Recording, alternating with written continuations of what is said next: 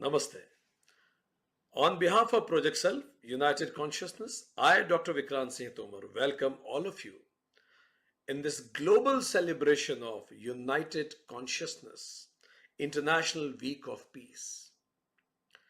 UNESCO in its constitution writes that war begins in the mind of the man.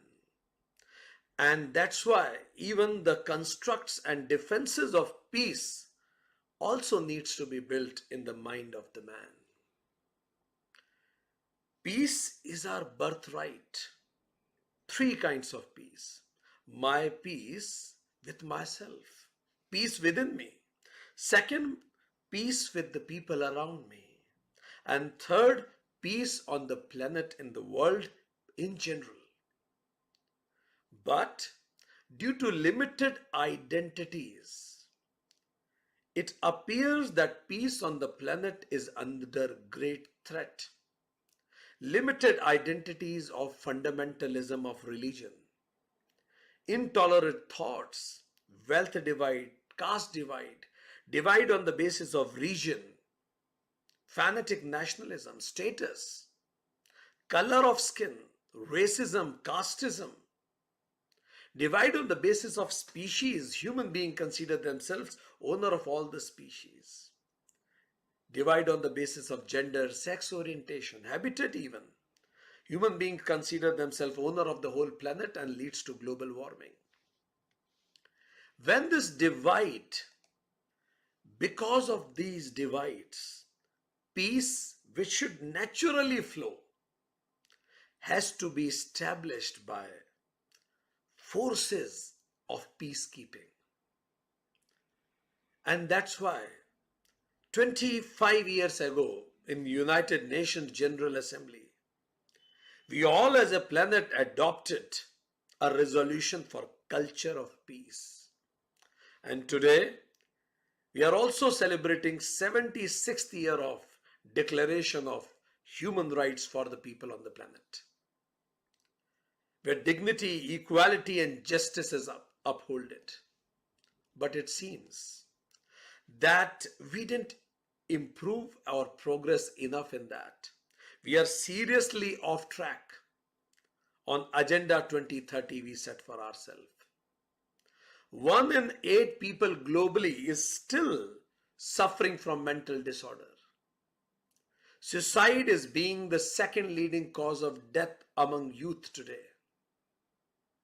But still, global defense budget is twice of the global health budget. International disarmament expenditure is only 0.039% of the annual military expenditure in 2013. So United Nations alone can't do it. And that is why United Consciousness celebrates this United Nations International Day of Peace, which is a sincere attempt to raise the consciousness of the planet. Which could not be achieved by the stroke of pen or by the forces or by the resolutions can be achieved by the resolution of mankind, by rising consciousness of all. It is rising consciousness that before taking any action, I will ask 3 questions from myself. Question number 1, whether this action will lead to uphold and sustain peace within me. Second, whether this action which I am taking will improve or sustain my peace with the people around. And third, whether the action I am taking will uphold or sustain the peace on the planet. Because peace is not only absence of conflict. At individual level, peace is the presence of the feeling of joy, serenity, dignity, hope, freedom in me. With other people,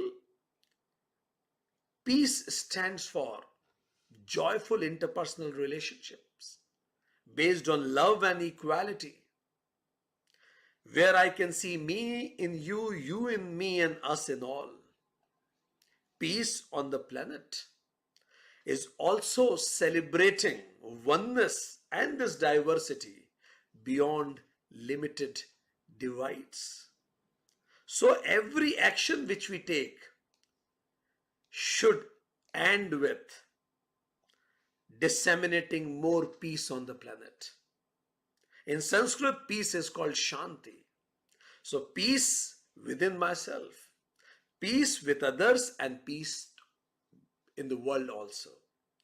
United Consciousness International Week of Peace celebration is one of the world's biggest celebration of United Nations International Day of Peace.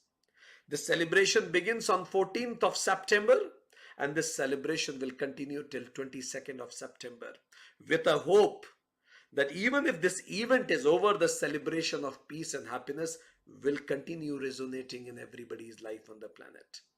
In this program, life coaches, spiritual masters, academicians, public representatives, public servants, scientists, artists, bureaucrats, and all statesmen of repute are coming from different parts of the world, from all 6 continents of the world, because we stand together for a peaceful world. Dear friends, let's join hand together in saying, before we do anything and after we do anything, invoking the higher within and saying, Om Shanti, may there be peace within me. Om Shanti, may there be peace around me. Om Shanti, may there be peace on the planet, in the world. On behalf of Project Self, European Yoga Federation, Yoga Australia, Yoga Vidya Spiritual Council in Africa, AYT, and other important sister organizations of United Consciousness, I welcome all of you to join the celebration for the joy of life. Namaste. Welcome to United Consciousness, where one consciousness, one being, is more than just a belief. It's a movement, a global initiative that unites us all in the pursuit of peace, spiritual wisdom, and universal happiness. It's a global mission that's touching life across continents. If you have ever felt the need for connection, spiritual guidance, or just a sense of belonging, you are in the right place. Welcome to United Consciousness. United Consciousness is not just an organization. It's a living, breathing community dedicated to enhance the holistic well-being of over 3 lakh individuals worldwide. Our mission is simple yet profound. One consciousness, one being. We believe that by connecting with our higher selves and each other, we can live lives filled with purpose, meaning, and fulfillment. Together, we are building a global community that shares this vision, helping each other unlock our full potential. Our logo says it all. The lotus symbolizes enlightenment, peace, and infinite universal consciousness. The petals represent all beings in the universe, interconnected and overlapping, signifying our togetherness. And that white essence in the center, it's the one source from which all beings originated. Every detail carries meaning right down to the 14 petals, which reminds us to transcend our limited identities. And speaking of transcendenting identities, our vision aligns perfectly with the global movement of Vasudhaiva Kutumbakam. The world is one family. With the presence in over 100 countries, our reach is global.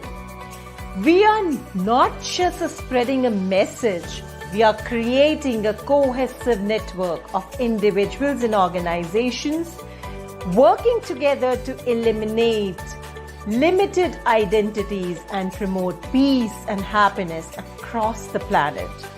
But what does joining United Consciousness means to you?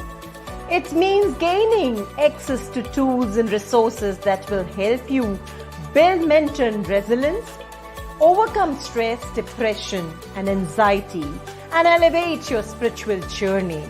And that's just the beginning. Our live question and answer sessions with the world-renowned speakers provide you with the opportunity to get all your life questions answered, whether you are seeking spiritual upliftment, emotional intelligence, or simply a community that stands and supports you. United Consciousness is here to help you thrive in this complex world. So why wait? Join us on this transformative journey. Let's create a world where peace and happiness are not just a distant ideals, but a tangible reality we can all experience here and now. United consciousness, one being, together we can make the difference. I feel privileged to welcome and introduce Mr. Sanjay Rana, Ambassador of India to the Republic of Bulgaria in March 2021. He is a career diplomat and a member of the Indian Foreign Services since 1996. During 1999 to 2020, he served as the head of division for United Nations political dealing with issues related to the UN General Assembly and the UN Security Council and the other international organizations such as Non-Aligned Movement and the Commonwealth. Recently, he headed the Development Partnership Administration Division, supervising the development and infrastructure projects financed by the India's grant assistance in immediate and extended neighborhood. Mr. Rana was earlier Ambassador of India to the Republic of Azerbaijan from October 2015 to December 2018. He has previously served at Indian Mission in Damascus, Riyadh, Copenhagen and Male. Mr. Rana speaks Hindi, English and Arabic. He has a deep interest in yoga. So ladies and gentlemen, please put your hands together to welcome Mr. Sanjay Rana.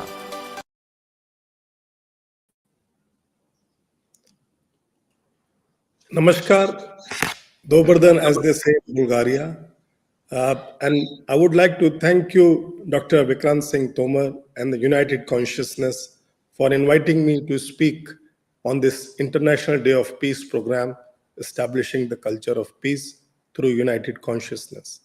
I'm very happy to speak on this deep topic of healing the divides through ancient wisdom, reconnecting humanity with shared values. As I was listening to you, Dr. Tomar, I also realized and have been seeing this, that we as a humanity are today at a critical juncture in the human history. We are faced with challenges that threaten our collective well-being. The world, once full of hope and promise, is now plagued by a seemingly endless cycle of conflict and division. This present moment in history, due to its multitude of crises, has been defined as a situation of polycrisis. The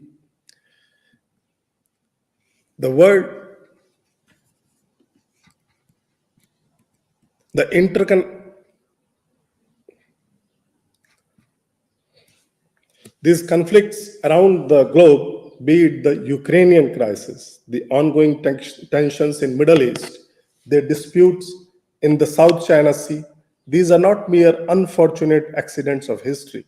They are symptoms of a deeper malaise, a collective failure to prioritize peace, diplomacy, and understanding. They are bitter fruits of a system that has prioritized short-term gains over long-term peace. These conflicts were not inevitable. These tragedies were not born of necessity, but of human folly and of human greed at a grand scale. At such a time, the critical question that faces us, especially the peace loving nations of the world, is this: how can we bridge the divides that have become so deeply entrenched? How can we heal the wounds that have festered for generations? The answer clearly lies not in perpetuating the same follies and thought processes that have brought us to this juncture, but learning from the timeless wisdom of our ancestors.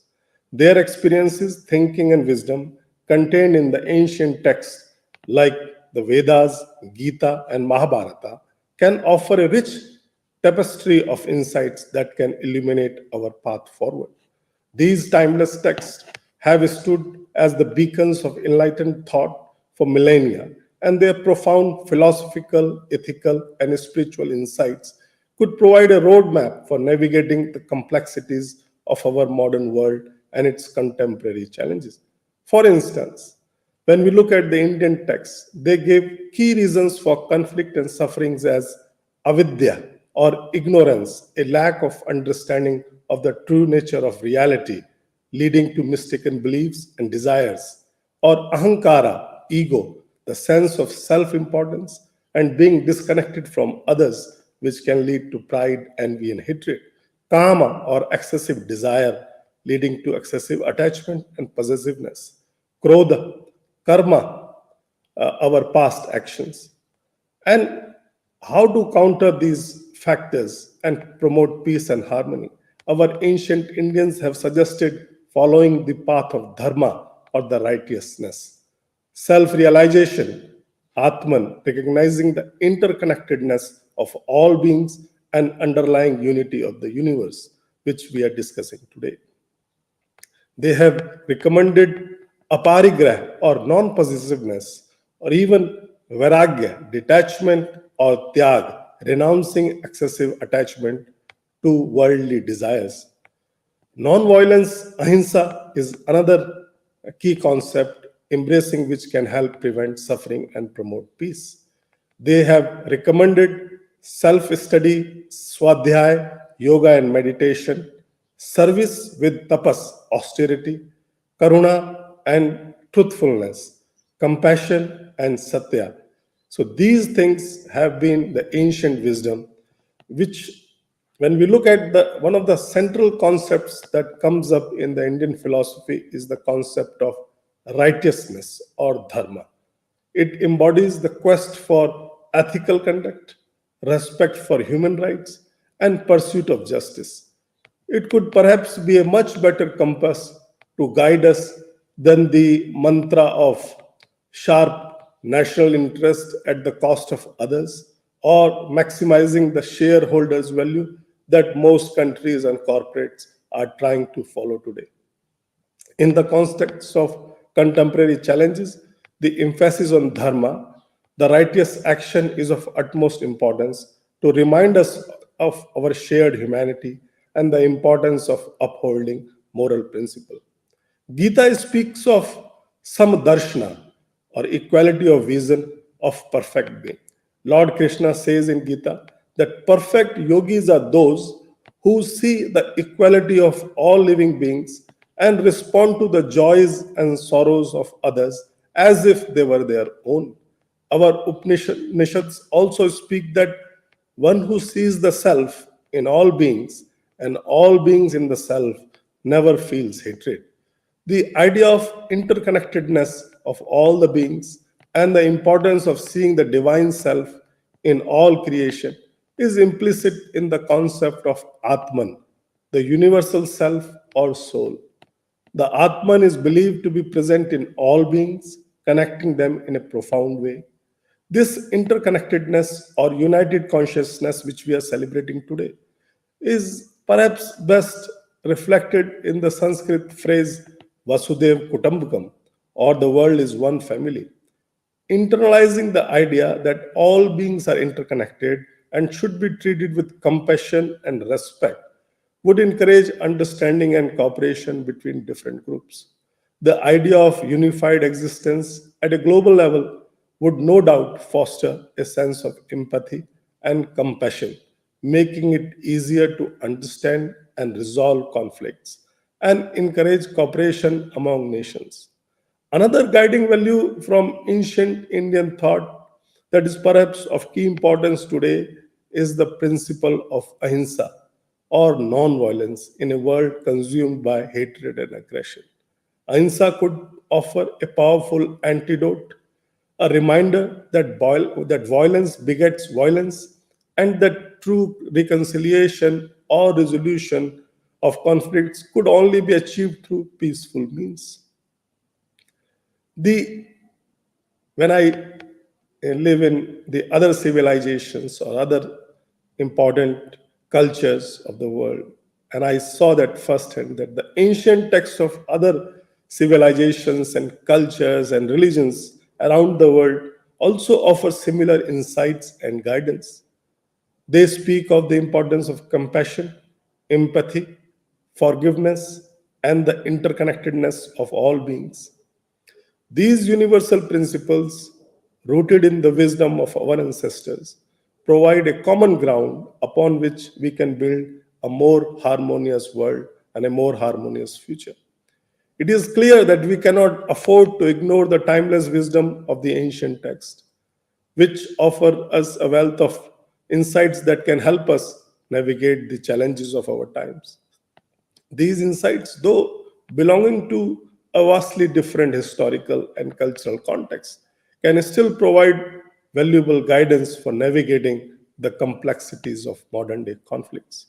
By embracing the principles of dharma, ahimsa, karma, yoga, and the countless other virtues, especially the Vasudev Kutumbakam enshrined in these texts, we can begin to heal the wounds of our world and forge a path towards more just, peaceful, and harmonious future for the generations to come. With these words, I would like to thank United Consciousness and Dr. Vikrant Singh Tomar for organizing today's event and for inviting me. Thank you. Thank you very much, sir. It is so nice to see you again after, I think, a year or so. And we are really honored that you gave your time in this global celebration. As I mentioned, around 100 plus countries representatives are there in this program, and we are celebrating diversity and condemning divisions.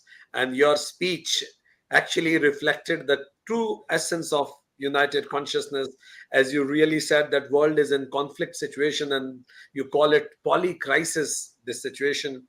And you invoked that ancient timeless teachings of Vedas, Gita, and Mahabharata.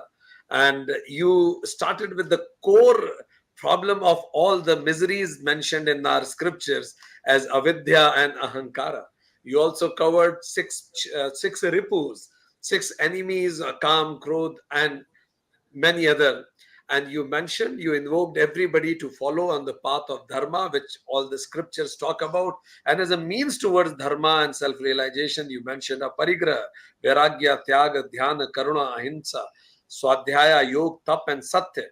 And one thing I personally would like to tell you, sir, that I have been listening all the speeches. Around 250 honorable guests are there in this whole program. One word which I was really missing and I wanted it to be covered was Samadarshi. And I really wanted somebody to talk about it. Finally, I'm glad that on this last day of the program, you covered that word Samadarshi. And Krishna says that Jnani or Yogi is one who sees everybody as equal. And as you see, you also quoted Kathopanishad that I see self in all and everybody in me is a true Jnani. And so nicely you defined Atman as universal self. As many of the people get confused and they say there are many Atmans and they consider Jivatma as Atma, but you made it very clear that Atma is universal self of everybody of us and we are connected with it, and that's why we are united in our consciousness. And then you invoked at this present time importance of ahimsa, and you as rightly mentioned that karma and yoga are most important, and you honored all other civilizations saying that all civilization gave importance to compassion, empathy, forgiveness, and interconnectedness, and you made it sure that we all should work on this path so that the wisdom of ages should heal the wounds of the world. We are really honored, sir. It is whatever you spoke is exactly in the spirit of United Consciousness. It has enabled us to continue walking on the path of righteousness. So kind of you, sir. Thank you Thank very you. much. Regards, Thank sir. you. On behalf of United Consciousness, I thank Mr. Sanjay Rana for coming onto the platform of United Consciousness and sharing his views. Thank you so much.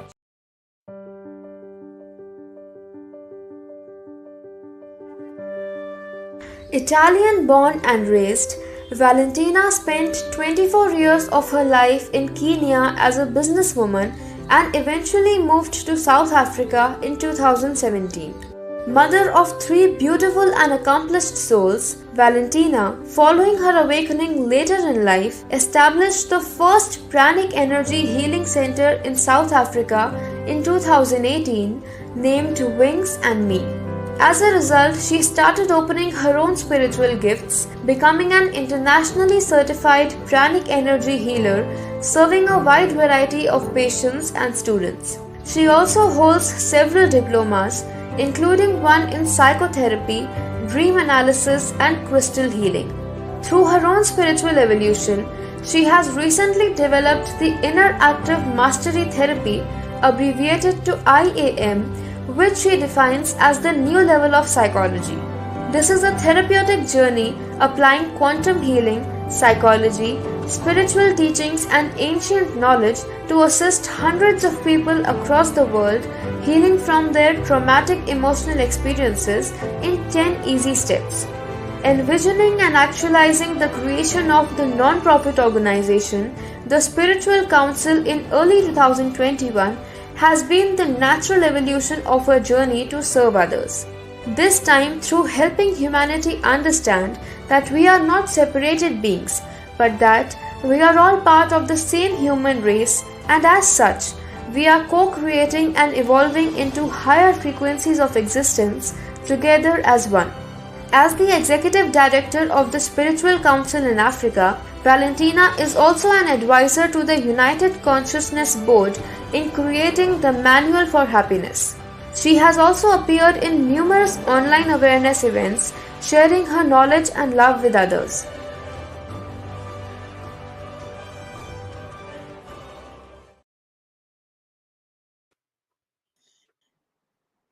Most welcome, Valentina ji, at your home again, and so honored to have you here.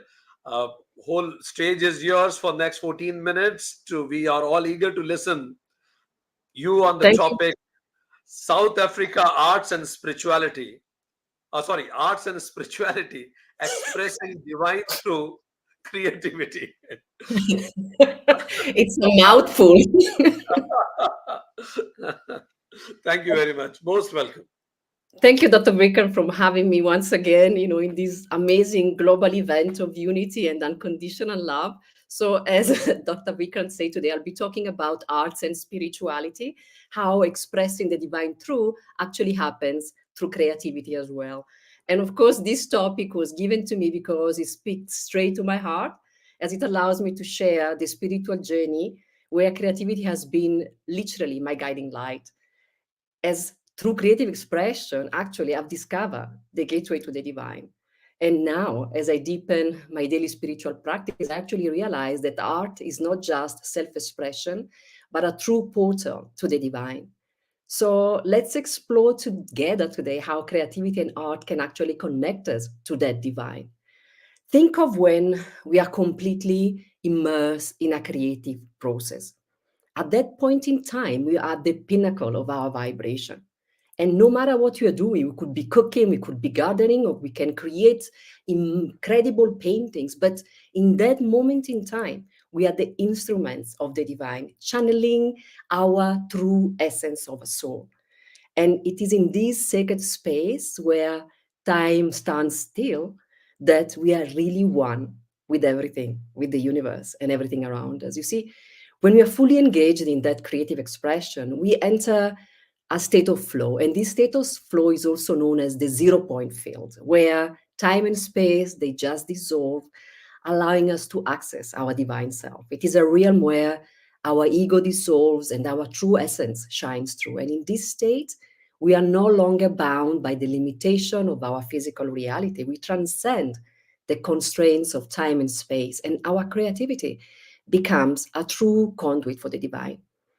It is in this 0 point field where we are free to explore new ideas, tap into our intuition, and access higher states of consciousness. Our creativity becomes a powerful tool for spiritual growth, allowing us to connect with our divine self and channel our inner wisdom. And it's a space, I promise you, where miracles happen and our dream become reality. Think about it through history, how famous artists have contributed to the world through their artistic expression. Think of Leonardo da Vinci, very close to my Italian origin, and its iconic Mona Lisa. I mean, she continues to captivate us with that enigmatic smile. While think of Vincent van Gogh, the Starry Night, transporting us to a swirling universe of wonder. And more contemporary, Frida Kahlo, with her self portraits, she has been empowering us with the unflinching honesty of her paintings. Or again, going back to Italy, think of Michelangelo, the David, inspiring us with its perfect proportion. But also look at music has been very generous. It's been a powerful medium for artistic expression. Mozart with his sublime symphonies and evoking the divine within, or Johannes Brahms, the soulful melodies bringing us closer to the human experience.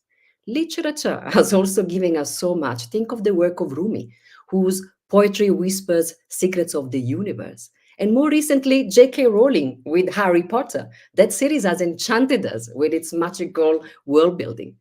But now you want to wonder, what about myself? Well, I am not artistically or musically talented, but I've discovered my own unique niche, my own unique creative outlet, which I want to share with you, hoping that perhaps it may inspire you as well. So, through embracing interior design, for example, by curating at first my own space, I can now step into my home and feel enveloped in this sense of calm, where there is the soft glow of the table lamp or the texture of the rug and the soothing hues of the wall, all conspiring to melting away the stress of the day. And it's in this curated space that my mood shifts. I feel more patient, more compassionate, more connected to myself and to others, as the beauty of the surrounding actually steps into my soul, nurturing my well being and elevating, of course, my spirit. And in discovering this ability, I've started, of course, with enormous pleasure to also create spaces for other people so they can feel what I feel in my space. But I also express my creativity and nobody to laugh about this through fashion. Because as I gaze into my closet, which is bursting with things and vibrant colors and texture, I realize that this passion for acquiring beautiful clothes and accessories is more than just a love for fashion. It's actually a creative outlet for me. I see myself as a curator, not as a compulsive shopper, a curator carefully selecting each piece to tell a story, evoking an emotion, or conveying a message. And in the morning, as I slip into my favorite outfit, I feel like the best version of myself, ready to take on the day with positivity and enthusiasm. But more importantly, I find immense joy through writing self help ebooks. I use very simple language and relatable example to help others deepen their understanding of the subtle world of energy, of spirituality, and how to overcome negative emotion. And I'm sharing you this why, because in all of these creative pursuits, I've actually found solace, growth, sense of purpose. It is in these moments when time stands still that I can recharge my batteries and prepare my energy to be of service to others. So you've seen that creativity allows us to tap into our subconscious mind, accessing our inner wisdom and intuition, and we can quiet the mind for once and listen to our inner voice, trusting our instincts and guidance. But creativity provides also an outlet for processing emotions as well and releasing trauma and transforming experiences. Through art, writing being the main one, or any other creative medium, we can actually confront and resolve inner conflicts. We can foster healing, we can foster forgiveness, and all of it for our personal growth. And as we explore the intersection of arts and spirituality, I invite you to consider how you too can express, unless you've already done it, your own creativity. And it might happen in unexpected ways. Perhaps You will discover a hidden talent or a passion that brings you joy and fulfillment. And don't worry about perfection. You never reach perfection. There's no perfection. Embrace the process and let your creativity guide you. You could, for example, write painting, drawing, but you can write poetry, you can write short story, or you might enjoy gardening or cooking, baking. You can dance, but you can also do choreography. You can sing, but you can also learn an instrument. You can act or write screenplays. You can do photography. You can do printmaking. There is so much out there that you can tap into. But whatever you do, remember, creativity is a journey and there is no right or wrong. So experiment with different possibilities and most importantly, find what brings you joy and fulfillment. Remember, creativity and art have the power to connect us to the divine as we are the co-creators, bringing forth new life and new meaning into the world. But how can we further recap this concept that we express the divine truth through creativity? Think about when we combine our creative expression with our spiritual practice, we open ourselves up to new insights and understanding of ourselves and the world around us. Just like prayer or meditation, creative expression can be a way to connect with the divine and quiet the mind. Creative expression, again, in whatever form and shape, has the power to convey complex emotions and spiritual truth in a way that language often cannot do. And when we let go of our ego and allow the creative process to guide us, we may find that our art takes on a life of its own and becomes a true reflection of the divine. Because creative expression can touch our hearts and soul in ways that other few things can. And this emotional resonance can just be a powerful catalyst, again, for spiritual growth, which is all the reason why we are here. And when we create, we form a place of spiritual awareness, and our art takes significance and meaning. And this expression has the power to speak to our shared humanity and transcend the division of cultures and religious differences. And we can promote through art love, compassion, social justice. We can become agents of positive change in the world. And when we create from a place of spiritual awareness, our art becomes, I repeat, a form of worship and a way to honor the divine within. And as we close this segment, we may carry all of you the essence of creativity and spirituality within us. And I wish that our hearts remain open to the divine guidance. And may our souls continue to whisper the secret of the universe as we share our very own unique talent to the rest of the world. And I hope that my words have inspired you to self-expression through creativity and inspire you to explore your very unique talents that are specific to you and that are waiting to be uncovered. And so I hope I'm within the time. And I want to thank you for joining me in this journey, as I, of course, look forward to hearing about your very true creative expression. So thank you so much. Thank you very much, Valentina ji. Actually, what you said was like a fresh breeze of air in this whole program. And then you were expressing, we could see in your eyes that you were expressing what you are living day and night. So indeed, what can be a better worship of the creator by being creative? And you said that art is a portal of the divine. That was very profound. You mentioned about how creativity, during creative process, we get highest in our vibrations. We become the instrument of the higher and we go in a 0 point field, as you mentioned. The time and space get dissolved. And in that moment, when the ego is zero, the spiritual journey begins. And you said that miracle happens. And dream becomes reality. You quoted many great artists, musicians, literary figures where they created ever best in that zone of zeroness. And you said that not only those great people, we can also start creating our own creative space. And you mentioned about that what are the benefits of it we can get, that you mentioned that it will recharge our batteries, it will heal our subconscious, we can express we will become more intuitive, we can listen our inner voice. You mentioned that it can process our emotions, release our traumas, it will help us in inner healing. Don't bother about perfection, you quoted, and be not judgmental. By doing this, will become the agent for a positive world. Very profound. I'm sure it will inspire many. If it can inspire me as a very less creative person, certainly people who are watching us will inspire everybody. Thank you very much. Thank Was you it so much for having me. Wonderful continuation. Thank you. Thank you. On behalf of United Consciousness, I thank Ms. Valentina for her exhilarating performance. Thank you so much.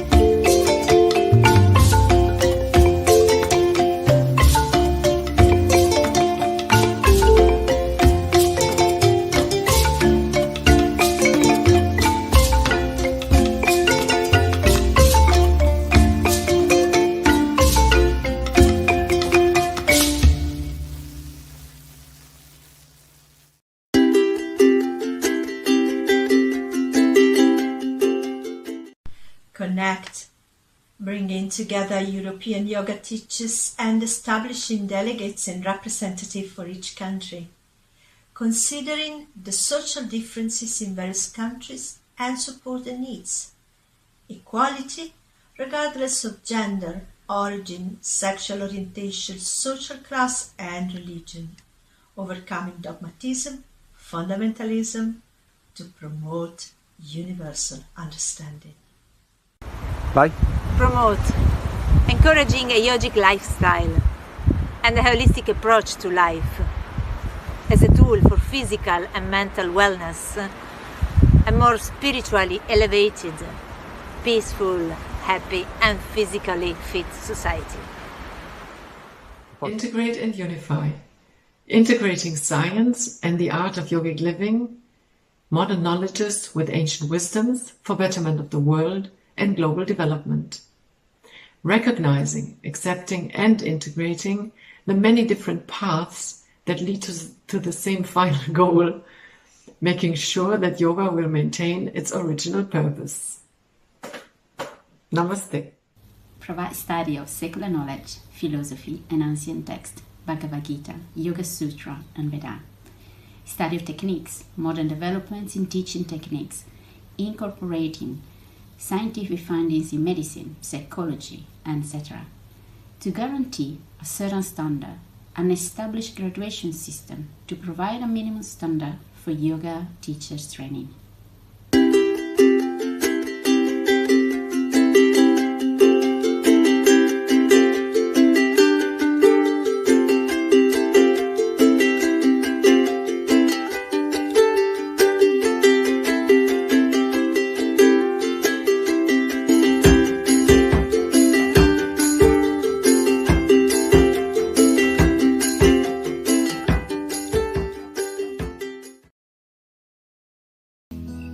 I'm very grateful today to welcome our next eminent guest, Sophia Strill River, whose skills are beyond expression. She is a spiritual teacher and a writer who promotes inner healing, peace, and universal responsibility. She has authored 3 books with Dalai Lama, including his memoir, My Spiritual Autobiography, in 2009. She is a graduate of Indian Studies from the University of Paris. She traveled to the United States, then to India, where she studied Kala Chakra with Tibetan masters. She received teachings from an Indian Pandit at the Central University of Tibetan Studies in Sarnath and from Tibetan Lama at Kirti Monastery in Dharamshala. In 2016, she co-wrote with Vakya Rinpoche The Meditation Saved Me, story of healing from gangrene of the foot through meditation and mantras. A specialist in mantra therapy, she gives recitals of sacred mantras. In 2017, she published Make the Revolution, the Dalai Lama's appeal to youth, translated into English under the title A Call for Revolution. A Vision for the Future, a manifesto by Dalai Lama on the future of the world, a call to put in place solutions for our chaotic and divided times. She is co-founder of Better We, Better World and initiated Be the Love You Want to See in the World. It echoes Mahatma Gandhi's Be the Change You Want to See in the World. She lectured at the United Nations in Geneva on universal responsibility in November 2017 and February 2020. So please welcome Sophia Strill River from France. Most welcome, respected Sophia ji. We are so honored and inspired to see you with us. Whole stage is yours. We are eager to listen from you about spiritual activism, transforming the world through love and service. All yours. Namaste, dear Dr. Vikranji, and welcome to the United Conscience community in India and abroad. Happy Peace Week to all. Thank you for inviting me to this online global celebration connecting the human family across the planet to declare peace. And I'd like to start by honoring our noble purpose with an invocation of the transcending principle that unites all the living.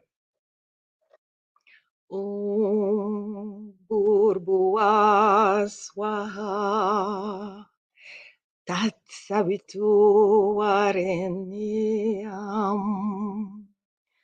Bhargo Devasya Dhimahi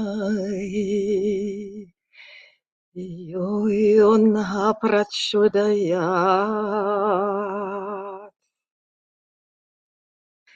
The Gayatri Mantra invokes the sun to illuminate our minds, praying that the divine light comes down and inspires us in the form of sun rays. And in the Gayatri Mantra, as in most spiritual traditions, the sun is associated with the spirit because it is in essence light. And when the spirit incarnates in a physical body, human or other than human, it radiates light, it manifests the divine. The word divine itself is derived from a Proto-Indo-European root dir, meaning to shine, which is found in Sanskrit in the word deva, literally the shining one, in Greek in the word delos, meaning luminous, or in Latin in deus, that gave Dieu in French. And the divine is light because light embodies an overarching principle that expresses the supreme, ultimate, and partless reality of the source, from which the world of dual multiplicity is born with its countless divisions. the quality of unity precedes the separation and differentiation of forms. We have all experienced the original state of unity, individually and collectively as a species, because we all derive from one single and same bacterium which appeared 4 billion years ago. It's called LUCA, an acronym for Last Universal Common Ancestor. And if we go back in time, we realize that there is a common cause for all the living. There is an original source, a single root. We are a part of the same basic unity, so that I am me and I am also you, you are you, and you are also me. Each of us is the whole of humanity and also all the other than human. We're not one person among 8 billion others. We are 8 billion others in one person. We are not a living person in all the living. We are all the living in one person. And what is this unifying energy at the origin of life? It is the energy of love, which is one at the beginning of the beginnings, before duality, before divisions. Love is the original memory of the luminous divine shining in ourselves and the world. It is the unitary origin, the fundamental cohesion of all that is.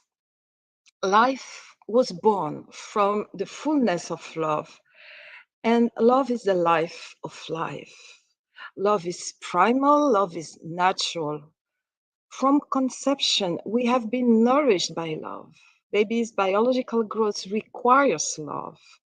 Recent research has proved, for instance, that the early development of the part of the brain behind the orbits of the eyes, called the orbitofrontal cortex, is wholly dependent upon the emotional warmth and the physical affective contact an infant receives during its 24th month. If there is insufficient emotional richness and stimulus, the growth gen shut down. And children deprived of love don't grow to their full genetic potential. So having received love, one is biologically, emotionally, and cognitively trained to give love in return. Scientists have shown that empathy and compassion emerge early and universally in human development. Yet, empathy isn't immune to cognitive biases. We are more likely to empathize with others who are like us. And in areas with extreme conflict, people don't lack empathy. They just have very high empathy for their own group and zero empathy for the opposing group. Our attitudes incorporate cultural conditionings, and in particularly the we versus they mentality. We consist of the group with whom we identify. They refers to the others. So it's to be despicable because of different religion, country, ethnicity, social status, or political views. So how to correct such a mindset? For that, we need to experience oneness beyond secondary divisions. We need to experience the transcending unity invoked in the Gayatri Mantra. In this respect, the practice of love and compassion proves quite relevant. And the practice of love, or love in action, is service, called seva in Sanskrit. Seva literally means together with. So seva, or selfless service, is based on the sense of oneness and togetherness. Seva is an act of compassion and care for others. And the Bhagavad Gita, for instance, encourages selfless service as a way to develop spiritually by experiencing that in serving others, you are actually serving God. Now, regarding spiritual activism, In Gandhi's view, love is inseparable from the service to others. Acts of service are expression of love, and serving others with compassion and dedication is a way to live out love in action. Martin Luther King, who introduced Gandhian ahimsa in the civil rights movement's operating mode, used to insist again and again in his speeches and writings on the importance of service. He believed that the greatness comes from serving and helping our fellow human beings, consistently emphasizing the need for individuals to make a positive impact in their communities. You may remember his famous words: everyone has the power for greatness, because greatness is determined for service. You don't have to have a college degree to serve. You don't have to make your subject and verb agree to serve.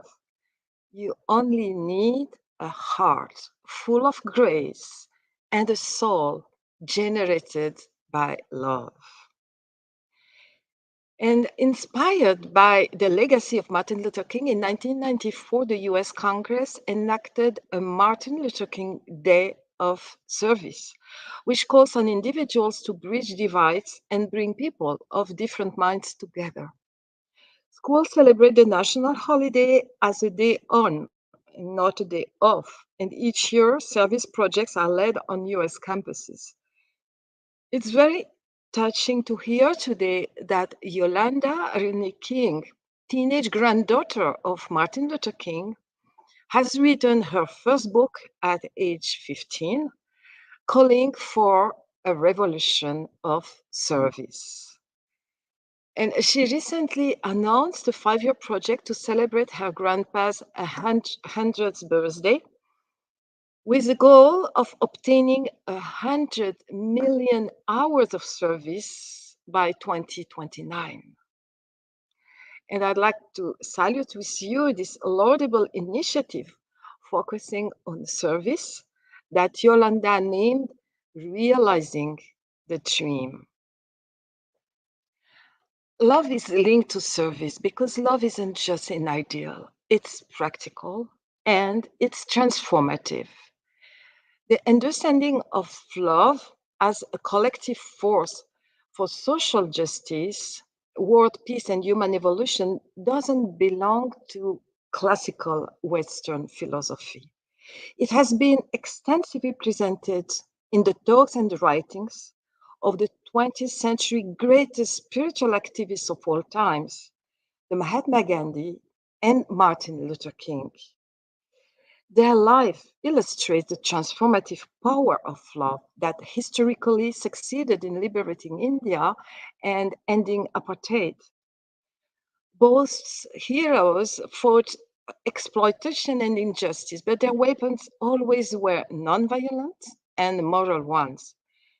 They were aware their adoption of peaceful methods made them superior and put their enemy at a disadvantage, but they kept treating their opponents with respect and love.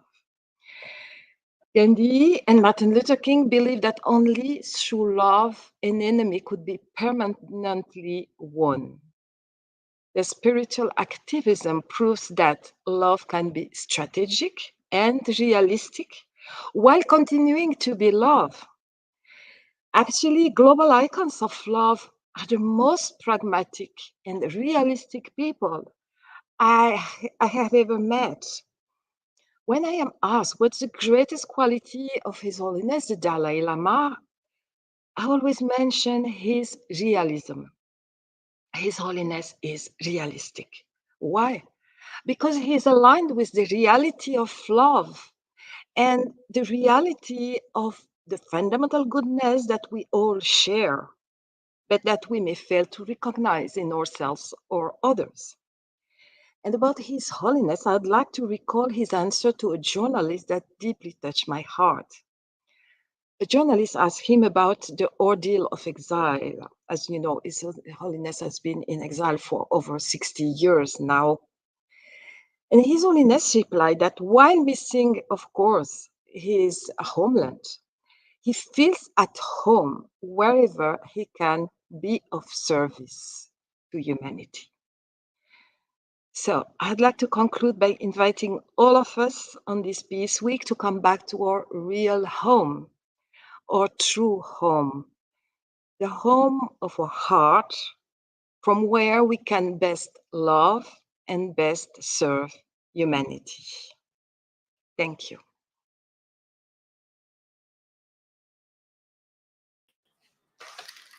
Namaste. Thank you very much, Sophia ji.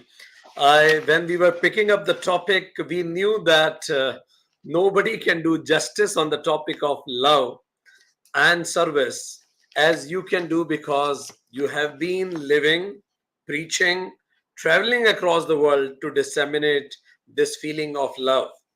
And as you rightly mentioned that you started your talk with the Saraswati, with the Gayatri mantra, invoking the divine shine, that unity of source that connects us all. And then you started talking about how love is life of life. That was very profound. You also mentioned that we are 8 billion living in one person. It shows that the magnitude of love and the potential it has. You also said that life is born out of love. You validated it with lots of experimental research based evidences. And once you receive love, then you said we are biologically, we are cognitively, emotionally feel charged to give love. And when we start giving love, then it is called empathy and compassion. Otherwise, we remain in that dichotomy of me versus them. You mentioned love in action is service. And you invoked Bhagavad Gita, that in serving others, we actually serve God. And you took examples of one of the biggest epitomes of service and love in the world, Mahatma Gandhi and Martin Luther King, who are my role models also. And you also inspired us by mentioning what Martin Luther King's granddaughter is doing on having a resolution of serving, having 100 million hours of serving till 2029. We wish United Consciousness is always open to contribute in her pledge, because in her pledge is the pledge of humanity. And yes, we United Consciousness as a complete organization has always been blessed by Honorable His Holiness the Dalai Lama. His talks, his blessings has always inspired us from day one till date. Still, we uphold the letters we received from His Holiness, very close to our heart. And whenever United Consciousness needs more inspiration, we read those letters once again, because as you rightly said, those letters are full of love. And as he rightly said, we are at home if we can serve any place. And the true home is a loving heart. So we take you in our loving heart, and thank you for taking us in your loving heart. Thank you, Sophia ji. Thank you, Vikranji. It was again a pleasure to be connected with your organization and this dedication you have to humanity. Thank you so much. Take care. Thank you, Sophia ji. Means a lot. Thank you for visiting. We thank Miss Sophia Still River for her beautiful explanation. Thank you so much. In the panel, we have with us Ms. Amra Kubert. She's graduated from the Faculty of Economics in Sarajevo, majoring in marketing, and she attended various training seminars on recreational sports, rehabilitation, and personal development. She is registered yoga teacher with Yoga Alliance. She teaches Reiki methods of natural healing, yoga, and meditation. She passes a passion and the great joy to her students while practicing and living yoga. This is a mission, and she feels rewarded while teaching and learning with her students.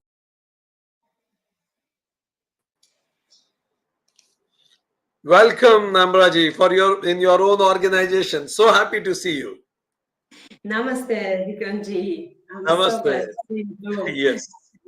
And next 13 minutes are all yours. Most welcome. Thank you. Okay. Today I will show you one Majdaryasana, cat-cow pose. It's very healthy for spine, and you can do that every day for 10, 15 or more minutes to have a better spine. So it's very easy, and there is a lot of variation of it. So I will show some of them. Let's start. Okay. Put your knees down and palms. Open your knees in the line with the hips and palms in line with the shoulders. So deeply inhale and press your lower back down. Open your chests and open your chin up. Look up at the ceiling. With exhale, push your stomach up and your chin down to the chest as much as you can. Slowly move up and down, up and down. Every movement starts from your tailbone.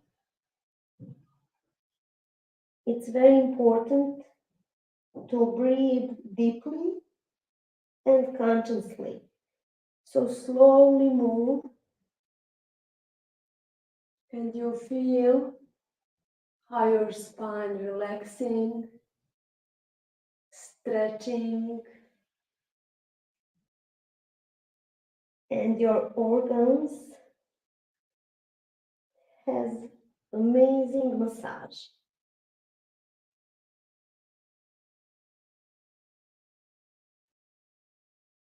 Minimum do 9 or 10 repetitions. It's minimum, but you can do how much you can every day. Your spine loves this and enjoying this.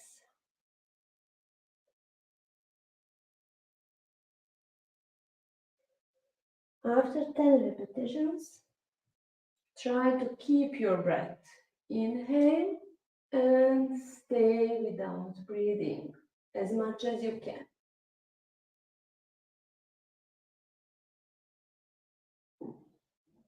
Then exhale, go down with your chin, and keep your breath as much as you can.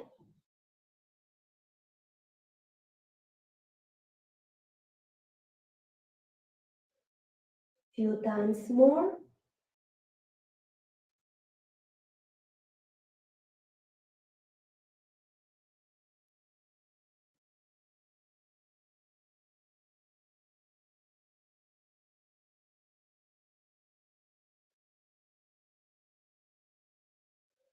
Don't push yourself too much. Keep your breath as much as you can, but not too much. You should enjoy, actually.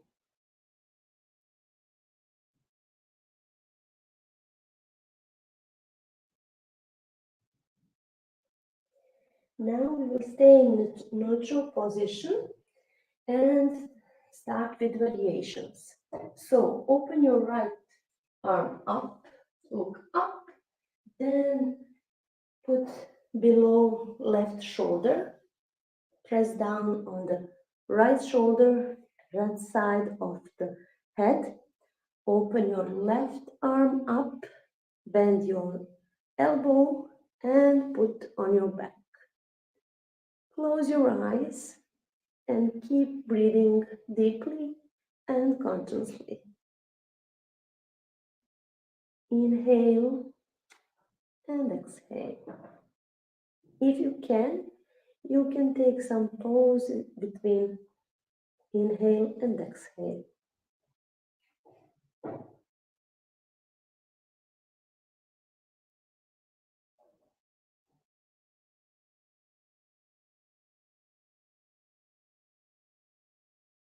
You will feel how your spine is stretching more. It's very important to open this left shoulder as much as you can.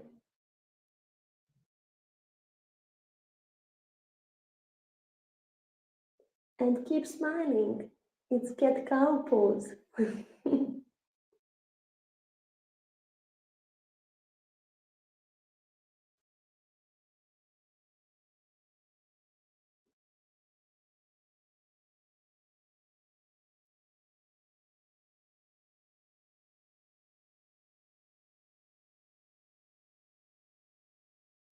With next exhale, move your left arm and press with your left palm in front of your face. Then slowly get up and move your right hand in the middle position. And we'll take 3 more time. Cat-cow. Inhale and keep your breath. Exhale and keep your breath again.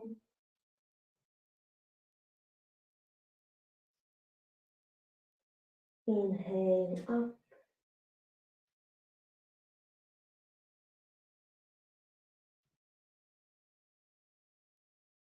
Exhale down.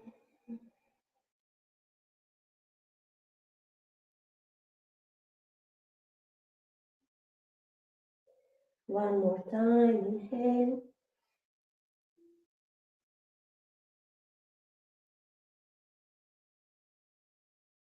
And exhale.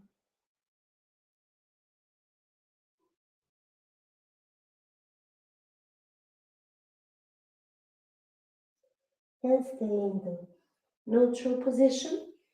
We'll do that the same thing on the other side. So open your left arm up, look up, then push down below your right shoulder. Press on the left shoulder and the left part of the head. Open your right hand and put down behind yourself on the back. Open your right shoulder as much as you can. And keep breathing slowly, deeply, consciously.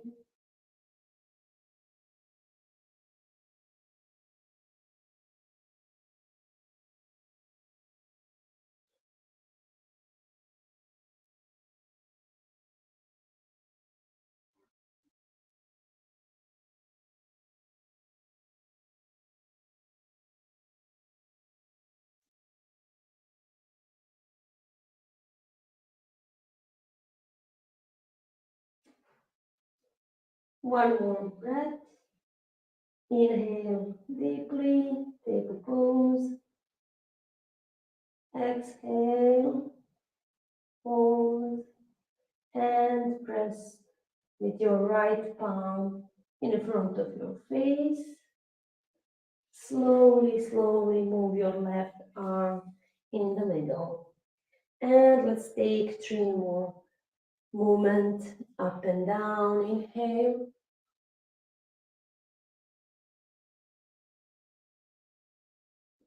Exhale.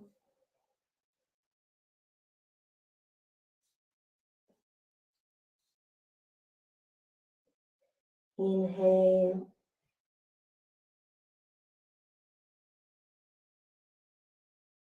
Exhale.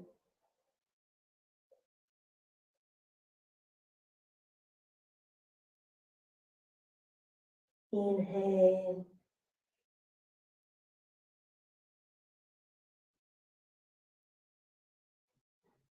Exhale.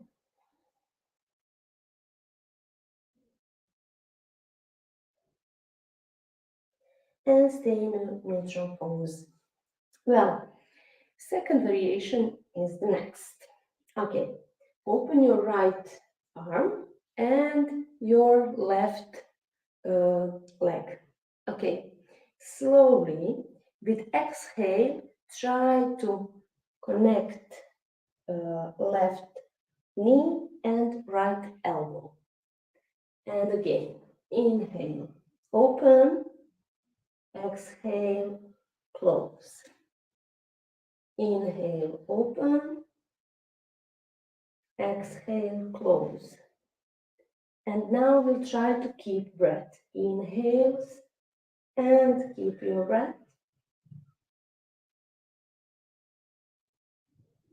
Exhale, keep your breath. Inhale.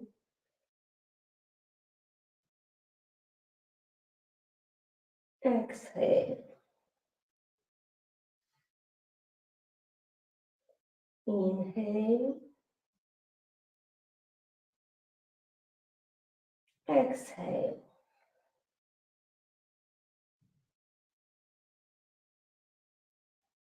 Inhale. Exhale.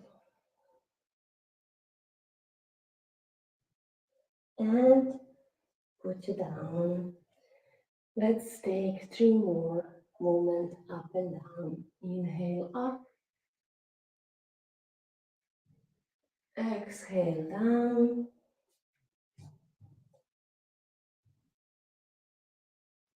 Inhale up.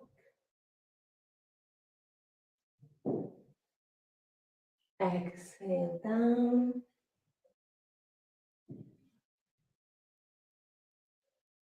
Don't forget to smile like sweet cat. Exhale. And take neutral pose, the middle. Now let's try to do the same variation on the other side. So open your left arm and right leg. And inhale, exhale. Connect your elbow and knee. Inhale, exhale. And try to keep your breath. Inhale, stay, focus. Exhale, keep your breath as much as you can. Inhale.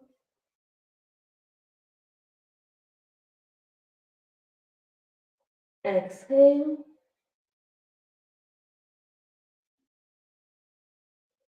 One more time. Inhale. Exhale.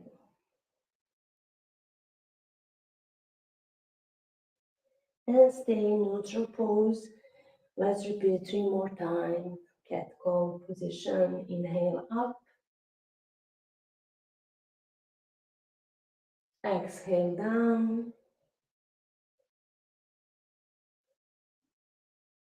Inhale up.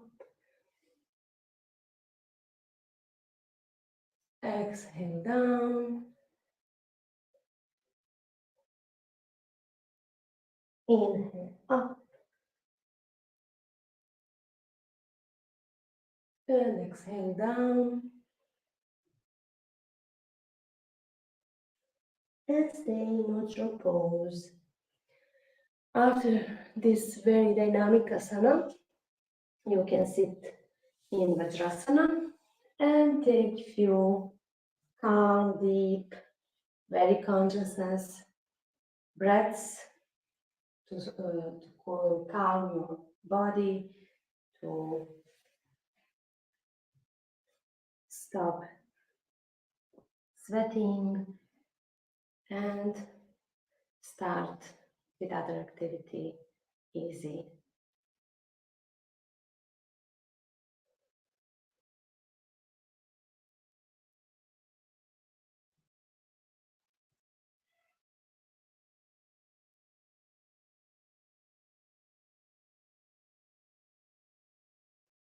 You can continue with your meditation if you want after this, but that's it for today from me. Thank you. Thank you very much, Amraji. The asanas that you taught, I'm sure that we as a participants do understand that in the peaceful body remains a peaceful mind. And one of the best things about your complete asana demonstration is You kept on telling us and reminding us, don't forget to smile. Yes, world is forgetting to smile. Thank you for reminding us. Thank you, Amraji. Thank you, Namaste. Thank you so much.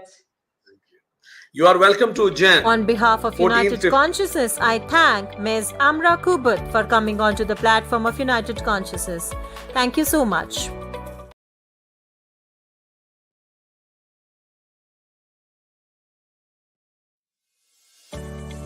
Compassion and empathy are powerful tools for mitigating social unrest. In times of division and turmoil, these qualities enable the individual to see beyond differences and address the root cause of conflict. By promoting understanding, active listening, and emotional connections, compassion and empathy lay the foundation for healing societal wounds, fostering reconciliation, and creating a more peaceful, just world. So, ladies and gentlemen, let's talk on this panel discussion about the role of compassion and empathy in mitigating social unrest. I feel honored to introduce and welcome Mr. Balaji Kumar, Chief Human Resource Officer at Sonata Software. Brings over 2 decades of strategic and operational expertise in the talent and people management functions across various industries. A leader with an impressive track record, he has held key roles including CHRO at L&T Infotech, where he led the global HR functions.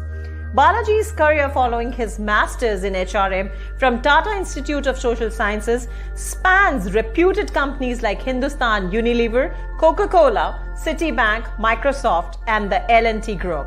Renowned for his people-centric approach, he partners closely with stakeholders to design and implement human capital strategies that derives business success and enhance organizational outcomes. His dedication to fostering talent is evident in his certifications as a coach and organizational development and talent management practitioner. Passionate about personality, culture, and HR excellence, Balaji strives to bring out the best in individuals and teams, creating a thriving environment for success.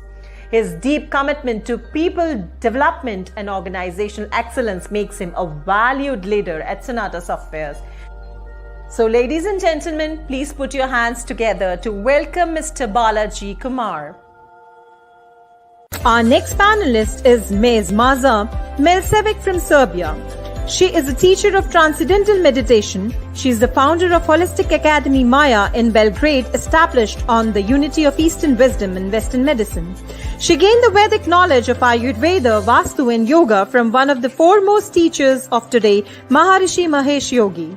She is specialized in therapeutic yoga and individual training approach with Yogacharya Jadranko Meklik, and successfully teaches and shares the skills in the school to many students and professional athletes. Maza studied the ideal system of exercises for the spine with Maharshi Swami Dev Murthy. Pulse diagnosis and Marma massage she learned from Dr. Ernest Krott, director of the Academy of the German Society for Ayurveda. She has developed and designed therapeutic yoga techniques and individual approach according to the individual physiology, age, and health conditions. I'm excited to welcome Ms. Ventiskimi Sukoulis. She is an inspiring multidisciplinary artist who grew up immersed in a world of creativity. Her rich background spans various art forms including dance, classical singing, fine arts and theatre, which have deeply shaped her artistic journey. She holds a degree of history and theory of arts from the National and Kapodistrian University of Athens and has been working as a professional photographer since 2014, specializing in self-portrait photography. Her passion for social impact led her to initiate projects since 2015 that focuses on using photography to aid the social reintegration of young people. She also teaches creativity, photography, and theatre to children, nurturing the next generation of artists. Her belief in the intersection of art and science is evident in the pursuit of law degree, demonstrating her commitment to interdisciplinary knowledge. An expressive writer, she continues to explore the world of art and education from her home in Athens, Greece. So, ladies and gentlemen, Please put your hands together to welcome Ms. Dr. Shrikant Vadapalli. He is an organization design and capability architect, presently heads organization capability of Geo and is also the head of Geo Platforms Academy. He is a result-driven and a strategic organization leader with a proven track record of driving transformative change and enhancing operational efficiency.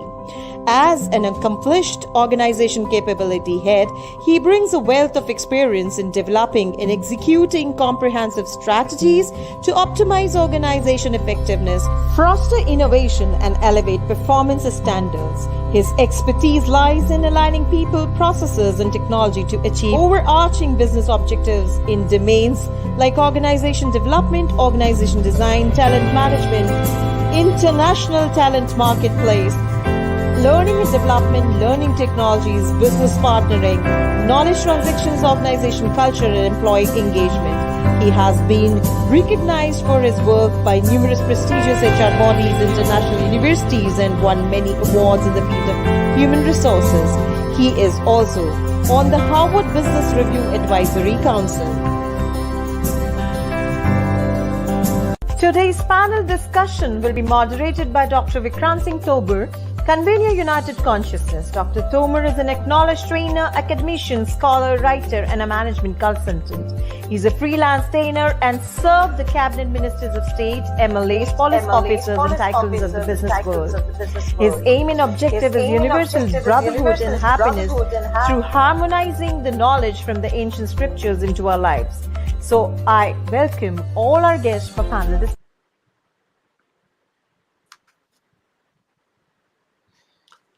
What a wonderful day today. We acknowledge and welcome your presence, Balaji from India. Namaste, Shrikantji. Namaste, Mayaji. And Namaste, Vantasikimi. And namaste, people watching us from different parts of the world and people who will be watching us from different continents and parts of the planet. Dear friends, our topic of panel discussion today is the role of compassion and empathy in mitigating social unrest. We have around 200 plus speakers speaking from different parts of the world in this global fiesta of United Nations International Day of Peace. Almost majority of the speakers have raised their concern about the difficult times world is going through.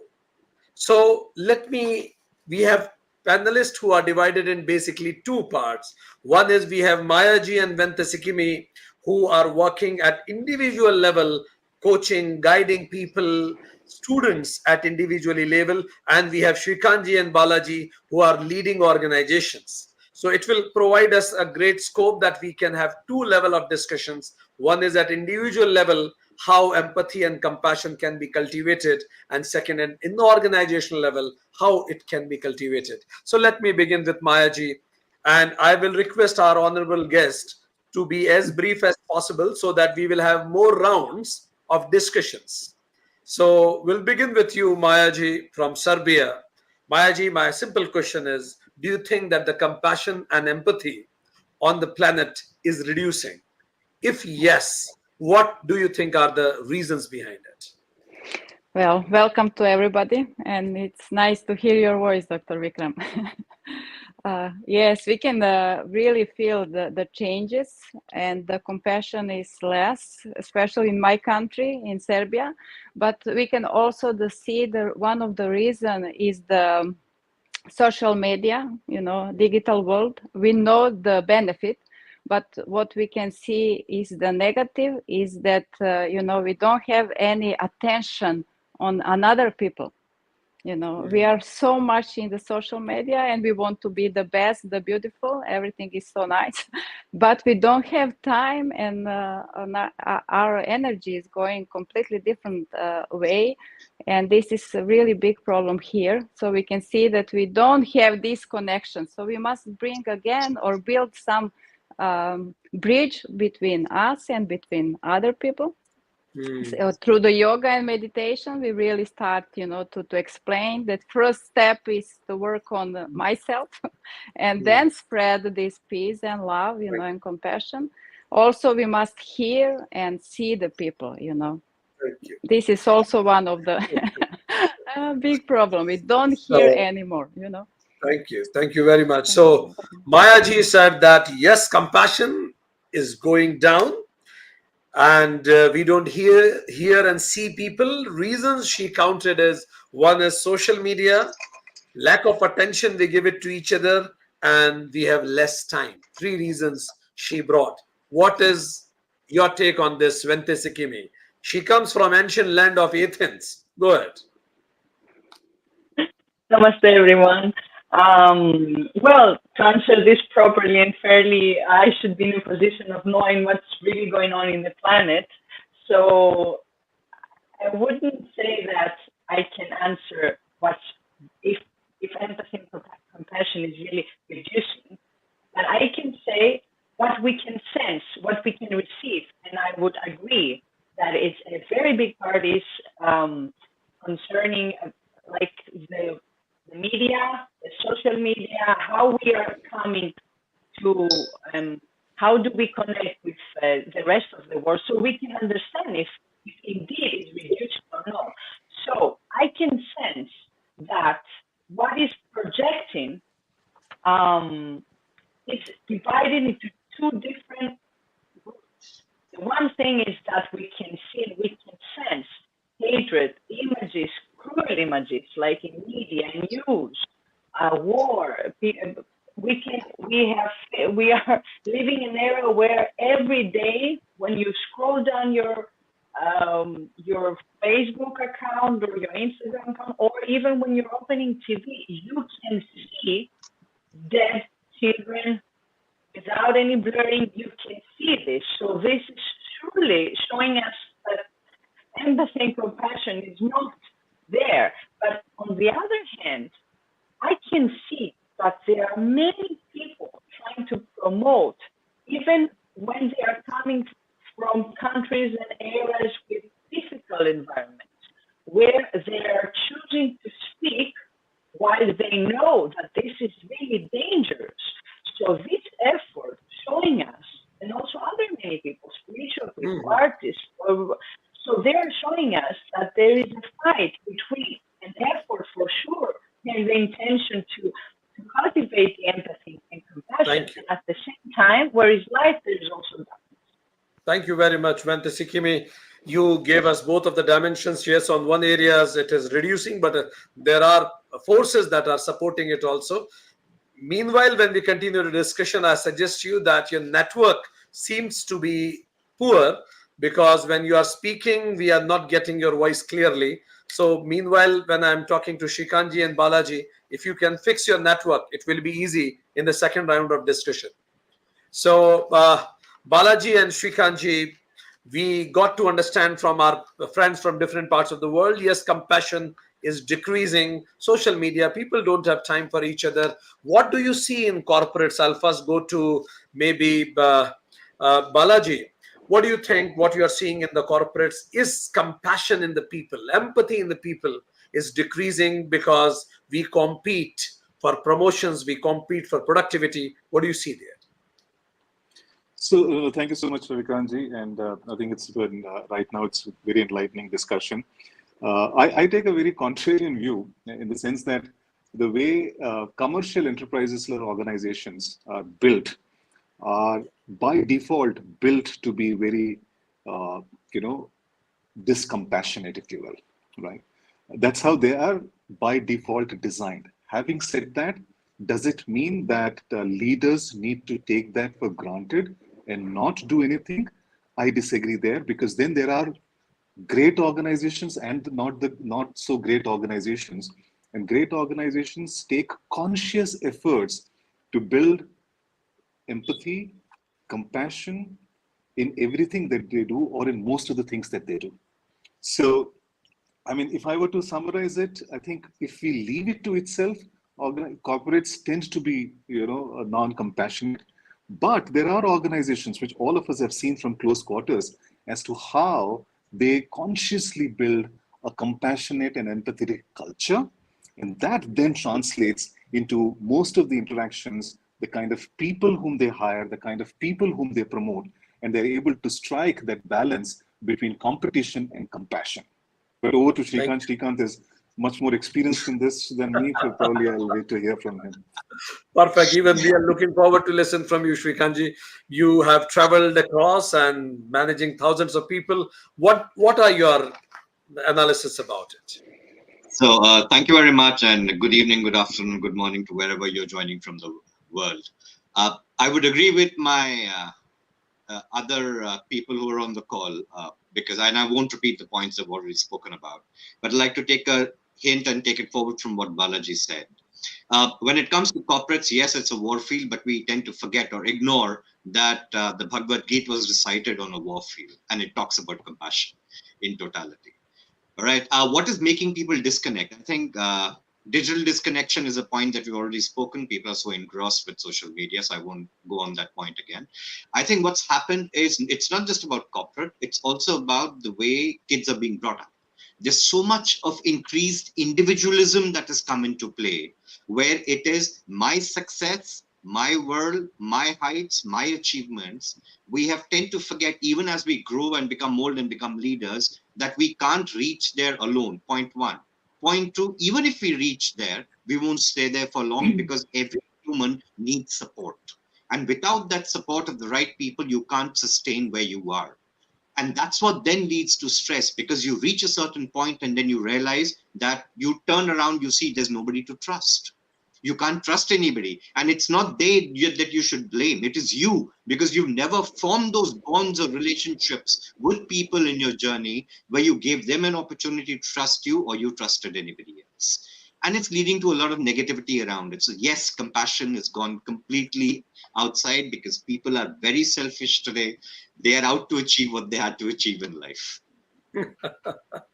So we can see in the discussion that individually, collectively also, we found, and from different parts of the world, we found the same voices coming, same reasons more or less, that compassion and empathy is deteriorating on the planet. Individualism is coming up. And as Shrikantji said, we don't realize one is too small a number. And when you reach at the pinnacle, you find yourself alone. That has got its own impact. So we'll go back to Mayaji. Mayaji, you mentioned about the compassion is going down, but yoga offers a solution. So let's talk about the solution statement. How can yoga be a tool to inculcate compassion and empathy in people? Over to you. Well, yoga and meditation, when we start with yoga and meditation, we are aware about body, about mind, about emotional, and deeply we recognize that we are not alone, that we are, in some fine level, that we are all together, we are one. So I can't hurt you because I will hurt myself. And in this way, we can, do so much. And here in my country, we start with meditation every day, 2 times, per 20 minutes. And we really like that people in this point, we be all together just for a few minutes, that we are one, that we are in peace. And after this moment, we can share again this piece. So this is one of the solutions. And also Maharishi Mahesh Yogi, my teacher, always speak about group, the group who will meditate for the whole world. 10,000 people we need in the one place that meditate every day in the same time. So one of the solution is that. If we don't have this big group, maybe, every country can do something. We try here to have group for Serbia. 100 people. Not amazing. Every day. we try. This is our goal. That's a good point. Thank you for sharing that. She said that when you hurt others, you end up hurting yourself, as the Bible says that behave to thy neighbors as you want to be behaved with yourself. And Upanishads adds to it, because you and your neighbor are one. So if you hurt others, it is hurting self. That's very profound, Mayaji. Vente Sikhimi, you are an artist, photographer, yoga teacher, blend of so many things, law graduate.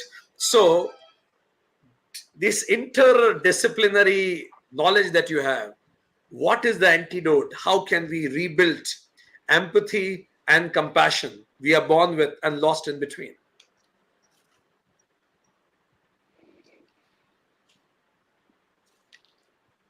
Dr. Your voice is not coming, Sikimi. Okay. Probably I'll come back to you. You fix it. And then I'll ask the question. Yes, you fix it. So let me go back to Shrikantji. Shrikantji, we understood I'll ask the Balaji. Balaji, we understood the problem statement. And compassion is going down. But now my question is, how at organizational level we can create more empathetic? What practical actions can be taken? And not only in big corporates, maybe in small institutions, what can be done? So I'll probably respond it in two ways, Vikrantji. One, in terms of what is it that we have done in our organization, because rather than giving a theoretical response, I'll probably quote from what we have done. So recently, almost a year back, we came up with our culture framework, or the ways of working, what we call as Sonata ways of working, which we call as Agile, which is nothing but an acronym for action, growth, integrity, learning, and empathy. And empathy is one very core value for us. And empathy is not just towards oneself, but towards our customers, towards our people, towards team members, as well as towards the partners with whom we work. And we've gone one step forward by decoding the behaviors which lead to this value. We regularly do a 360-degree survey of key leaders, whether how well they are demonstrating these behaviors, and then put coaching and learning interventions to ensure that they are able to display those. And similarly, what we're doing today is we are aligning all our people processes, including performance management, to these values. So what it does, in all transparency, well, by creating a value framework like this, or a culture framework like this, suddenly will that have a magic wand and will it change? No, it won't. But what it does, it actually gives people a sense of what is really expected to be really successful in an organization and what kind of identity that we want to build. And it's a constant reinforcement of what we expect them to do. So that's one part of it. Now, in addition to which, Vikrantji, the question you asked in terms of what is it that can be done on a regular basis, to my mind, empathy and compassion also comes by interacting with people, right? Experiencing them in person or walking their journey with them. And this is where, and a lot of you will relate to it, I take a leaf from the work which is happening in corporates on diversity and inclusiveness. To me, this is all about diversity and inclusiveness. What kind of diverse set of people do you really interact with? How well do you really listen to their stories? How well are you inclusive and assimilate what they're going through? If that ecosystem is created, the muscle around empathy and compassion will build by itself. And that's my firm belief, Vikrantji. Over to you, man. Thank you very much, Balaji. You mentioned very practical tools that has been taken and can be taken in this journey towards compassion and empathy. Shrikantji, recently we read that in one of the leading consultancy companies, Ernst & Young, a lady died because of the excessive work pressure, and corporate world is talking about it. Even whole nation is concerned about it. A young girl died out of extreme pressure of work. So in such corporate environment where performance and productivity is a buzzword, if I'm a hard taskmaster, get work done, even at the cost of anything, I am good. How do we inculcate empathy and still assuring productivity?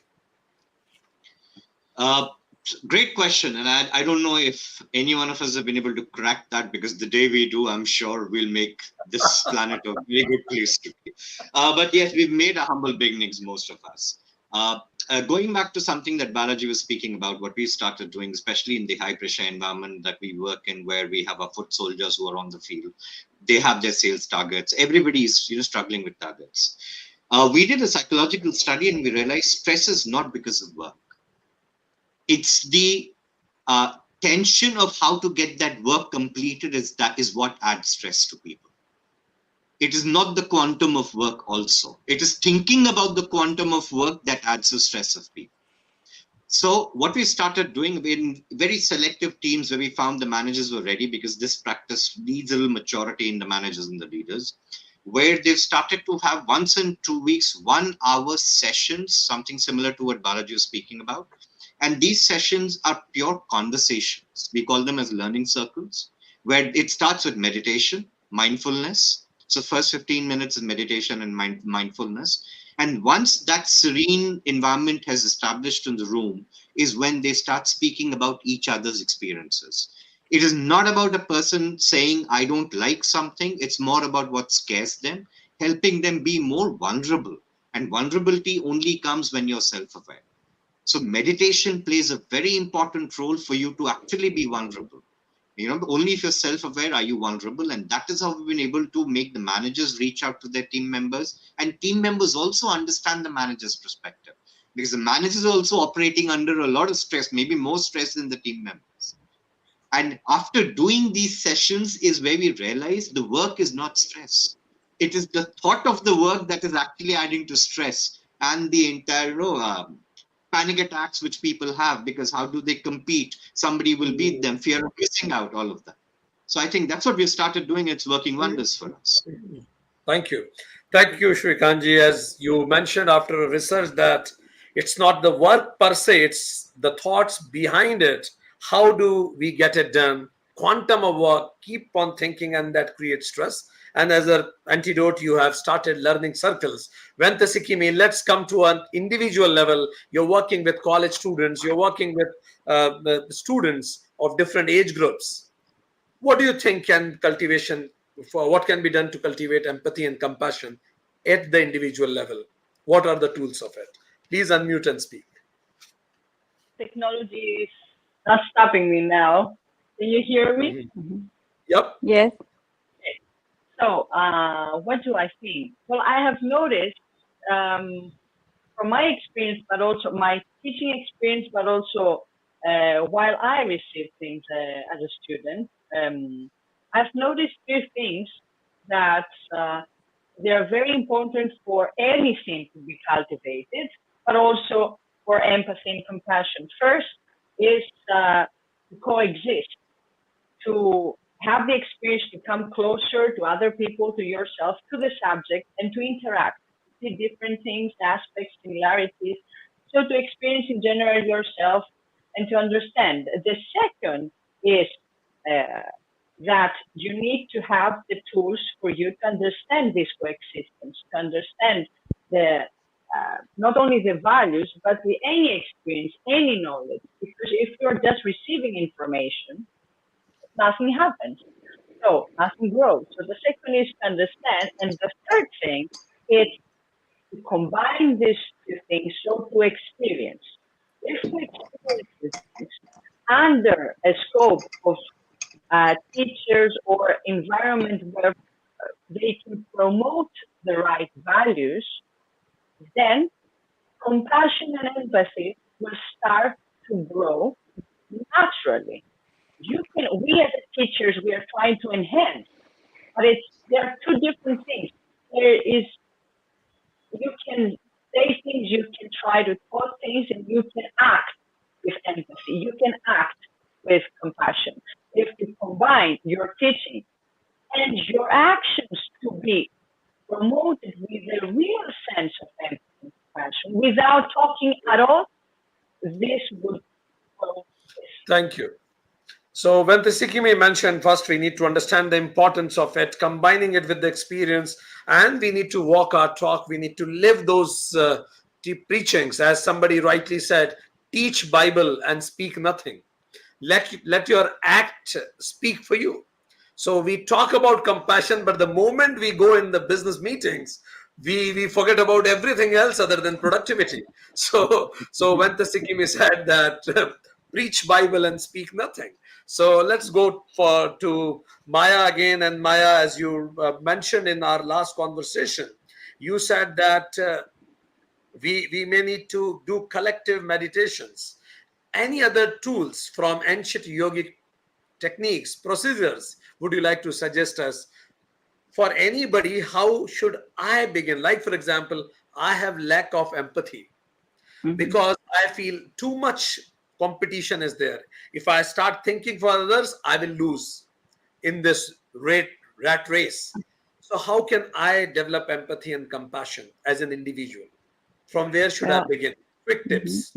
Maybe one first step can be that we can practice gratitude. Okay. You know, deeply, regularly, you know, every day. When we said like this, it's so simple, but it's not. If we want really deeply, you know, and with open heart, every day we can, you know, share this with another people. But we immediately we will feel different. If I'm very thankful for the beautiful day, for the health, for the life, for this panel conversation, it's different, completely different. I do every day. I feel I change. And I think also when I speak with another people, I said that close the eyes, do this. This is one of the best technique. It looks very simple, but please go in deep, try to feel this. It can happen. So this is the first step. Okay. Perfect. So as Maya said that be thankful, be grateful. As somebody rightly said, if you are not grateful, you are grateful. So think deeply and be grateful about whatever. It will open your heart. And when your heart gets opened, then you feel more compassionate towards others also. If I am at peace with myself, probably I will be at peace with others also. Balaji, you mentioned about diversity and inclusiveness. So yes, that is a very important aspect of empathy, that I need to be inclusive. But we have seen in many places and many organizations, inclusivity goes at toss and my personal likings takes precedence. So because I like you, because of your ethnicity, because of your gender, because probably you never say no to me, you are a yes man to me. And at the same time, because I'm a position of power, I need to distribute benefit and disbenefits. I will distribute disbenefits to somebody else. So compassion and empathy goes at toss. How do we assure inclusiveness in such scenarios? Sure. Very interesting question. This actually touches upon the area of my PhD research, which is on fairness. The existing knowledge on organizational fairness or justice is split into three parts. One is the distributive fairness, then the procedural fairness, as they call it, and interactional fairness. And let me give you an example. So, for example, you mentioned you made a mention of, let's say, promotion or merit increases, being given. Now, as it turns out, that is the distribution justice part of it. And Mentaliska will, she's a lawyer, and I myself am a lawyer, so probably we'll talk the same language. So that is the outcome part of it, right? Procedural justice is how the process which has been followed to arrive at that outcome. And interactional justice is about the interaction which has happened between these two individuals in which this entire process has been explained. As it turns out, people are not so much bothered about distributive justice as much as they are bothered about procedural justice, and more importantly, they are bothered about interactional fairness. So, if the right procedures are put in place, managers and individuals are trained and also are able to have the right interactions with people rather than just communicating some of these things on emails. That is where a lot of, a sense of inclusion will develop, number one. Number two, this is something that I've learned because of my entire coach training, or being trained in a coach. One of the most important skills which is required for everybody today, and one of the most, deficient skills which people don't have, is what is known as listening. Listening at the root of it. If we are able to become good listeners, if we can train each other to be good listeners, I have a firm belief that not only will we respect diversity, but we will become more inclusive, and we'll become far more empathetic and compassionate than we could ever imagine, Dr. Vikrant. That's my experience. Thank you, Balaji. It was profound, and you rightly said that it is the interactional fairness which you found is more important than the distributive fairness and procedural fairness. But it is very much important that we should be fair in that interaction between individual also. It reminds me of something, as it is said, justice should not only be done, it should be shown to be done also. So compassion should be reflecting in my behavior also. And you rightly said that peace, listening is very much important. And I at times feel that majority of the peace talks fail because people are more interested in talking rather than listening. So yes, thank you for bringing it to our notice. Srikanji, you mentioned some very important point, as you said that how kids are brought up. I'm sorry, I will not ask about some corporate question from you now because you put an intriguing point in your talk. You said that the way kids are brought up, lots of individualism is there, even from the early childhood. Any tips? What can be done about it? Because it's the next generation of the world. I'll shamelessly copy from what I've learned from my daughter's school. Okay? And the reason I was so impressed with her principal is because the day I met her on day one when the orientation was happening, she said, for the first 1.5 years, please don't come back to us questioning about her scores. And we won't come to you complaining about her scores. I think what's more important is she enjoys learning and she gains knowledge. I think it was such a profound thought that knowledge has nothing to do with scores. As you know, I read somewhere, knowledge is knowing tomato is a fruit and wisdom is not adding it to fruit salad. So that is how vast a difference that I see between scores.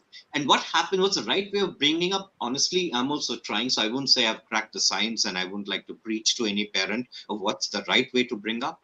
However, yes, where I've seen things go a little haywire is when it becomes about how much has a neighbor's kid scored, how much has the first cousin scored, and a kid is constantly being compared to someone rather than working on the concept of the way Strengths Finder, the concept that came out many years ago, where you acknowledge the strengths a person carries and work on developing those strengths, parallelly work on the developmental areas. But we as parents, we are so engrossed with the developmental needs where we never talk about the strengths. So I think these are a few things I have realized as a parent I need to start doing more consciously, because I come from a similar environment where every time I was told what I'm scoring low on, where do I need extra cushions, what do I need to work extra hard on, rather than telling me you score the 90% and this next time you should get 100. It's just a 10%. All right, let's see what we can do. That's more important. Yes, thank you. Srikanji mentioned that the more compassionate parenting is needed, and he said that true, that mark sheet marks doesn't reflect life sheets, and studying something and learning are different thing, knowledge and learning is different thing. And he also gave importance that comparison is the poison to compassion. And regarding this also, that we need to talk about the strength of the kids, and otherwise what happens is we become victim of the victims, as he rightly said. So we'll come to you, Vanta Sikimi. Any quick tips, take home tips, no noun, now verb. What should be done if I want to be more compassionate and empathetic? So any last quick remarks from your side? We are concluding the discussion. I would say something, I don't know, we need to question things. We should have the faith inside of us that compassion and empathy is something that human nature has inside. So we need to question, what do we hear, what do we learn, under the scope, of course, and we have to also have as a ruler the values. Sometimes we need to question authorities, we need to question ourselves, we need to question our families, not to reject, but to question. And if truth is there, and And if value is there, then we'll find it. And then, again, I'm going to say the same thing I said before, compassion and empathy will rise up. So let's question a little bit more. Thank you very much. Look, I'm questioning. So it means I'm really compassionate. And no wonder, Vanta Sikimi, you mentioning that keep questioning. You know, Srikanji, she comes from the land of Socrates. And Socrates, Yes. throughout his life, kept questioning. So no wonder, even after thousands of years of generation, Athens wants to question things. And Socrates rightly said, an unexamined life is not worth living. So that's profound. Thank you very much, Vanta Sikimi. So, dear friends who are watching us from different parts of the world and who will be watching us in times to come. So, we had our discussion over empathy and compassion on the planet because these two are the pillars of peace on the planet. So, Maya ji mentioned that because of social media, lack of attention on each other, and less time for each other, we are not hearing each other, we are not seeing each other. Compassion in the world is going down, and how to improve upon it. She mentioned that yoga is a strong tool because yoga means togetherness. And yoga teaches us if you hurt other, it is hurting yourself because we are one, and go for one being meditation. She said that once you are peaceful, share your peace with others. Group meditation, as they have in Maharshi Mahesh Yogi institutions and transcendental meditations. She also said, go for gratitude meditation, count your blessings, and it will open your heart. When an open heart is always a compassionate heart. Vanta Sikimi also mentioned, yes, that social media, war news shows that the compassion is going down, but at the same time, during those war zones also, we find people with compassionate heart helping others. So world has both of the dimensions, and she said that we need to develop the tools of compassion, and that starts with understanding the importance of it, combining it with our own experience. When we were weak, how much compassion we needed from somebody. Add it with our own experience and then walk your talk, she said. And she said we need to have full faith in the concepts of compassion and empathy because this is what is being human. She also said that before taking any action, even after the action, ask yourself, was that action compassionate? Was that talk compassionate? Was that thought empathetic in nature? And this is what in Indian wisdom is called nididhyasana, practicing at the moment of truth. She said, keep asking question, as she said, swadhyaya. So very profound, Vanta Sikimi. And then we had our friend Srikanji Balaji with us, and Balaji mentioned that commercial organizations, because of their very nature, are less compassionate in nature.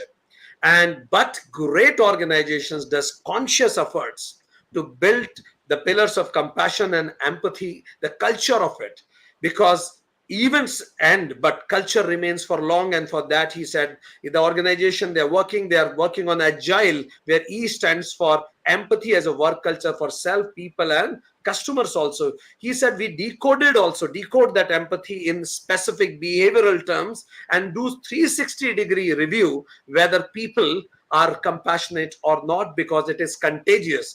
Boss's state of mind goes throughout the organization. So 360 really helps. And he said then not only that, even aligning performance management system to those core values. And then he also said that constant reinforcement is needed. It's not that once we have done it, but it has to be reinforced. He said interaction with people will help you to understand their point of view, because generally we judge ourselves on the basis of our situations and we judge others on the basis of actions. But when we live with them, we understand their situations also, and we become, he said, walk the journey with them. Diversity and inclusiveness, he said, is a mantra. And for that, he said we need to be fair, distributively, procedurally, but most importantly, interactionally, because justice should be shown also. And he also said that we need a world where people are listening to each other.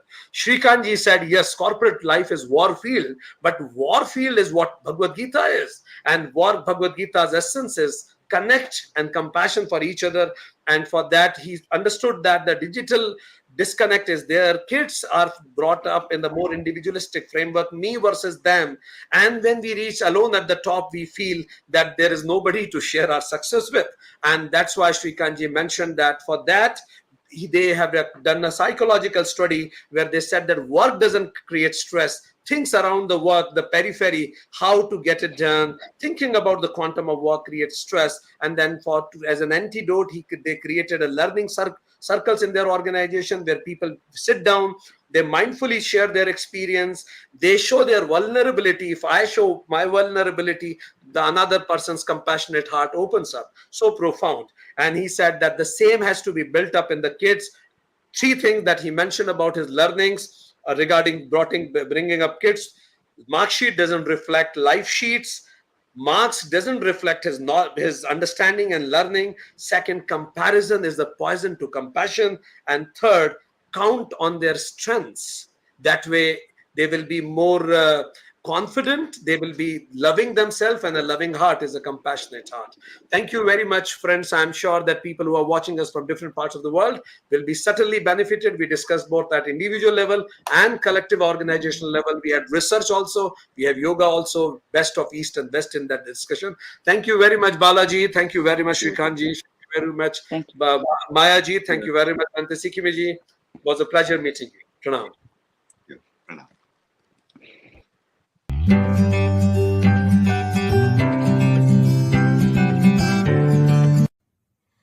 I am feeling immensely happy in introducing the incredible learned personality, Andre Riel from France. He is a master of Nidra Yoga and Kashmir Shaiva Tantra.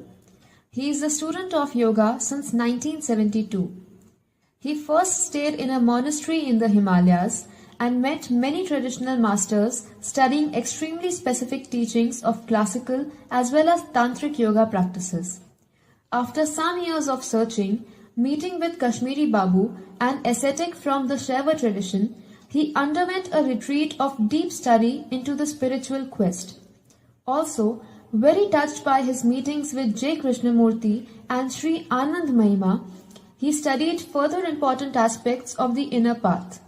It was the final encounter with Chandra Swami, an ascetic from the Brahmanic lineage of the Udasins, which would give a full understanding of all the teachings studied before. He has been teaching Mantra Yoga, Pran Kriya and Swadhyay. He is a Nidra Yoga instructor for the past 20 years across 5 continents. He is a board member of the European Union of Yoga, founder of Nidra Consciousness, founder member of Indian Yoga Association, and director of Nidra Study Centers across the globe. Ladies and gentlemen, please join me in welcoming Andre Riel. Andreji, I love you. Hello, Hari Om. Hari Om, Andreji. So happy to have you here. And me and whole United Consciousness loves you so much. You know that. Whole stage. Yes. Let's see. So whole stage is yours and whole ears are yours. Whole soul is yours for the kind of meditation you are taking us through. Thank you very much, Andreji. Thank you, Vikrant.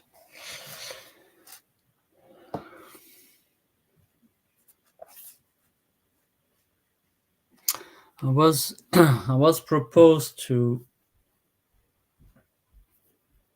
spread what people call meditation, and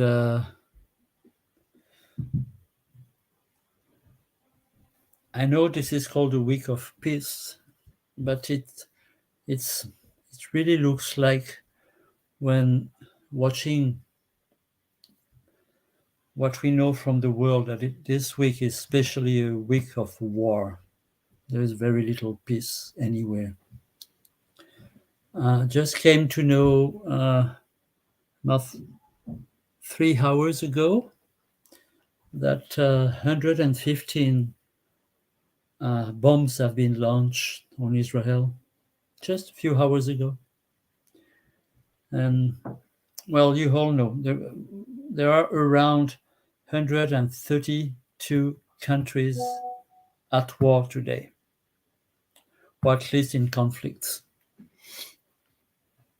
So when we are planning a week of peace, I think we should go very deep into what is non-peace. what is conflict? What is war? How is it that we are into that state? Because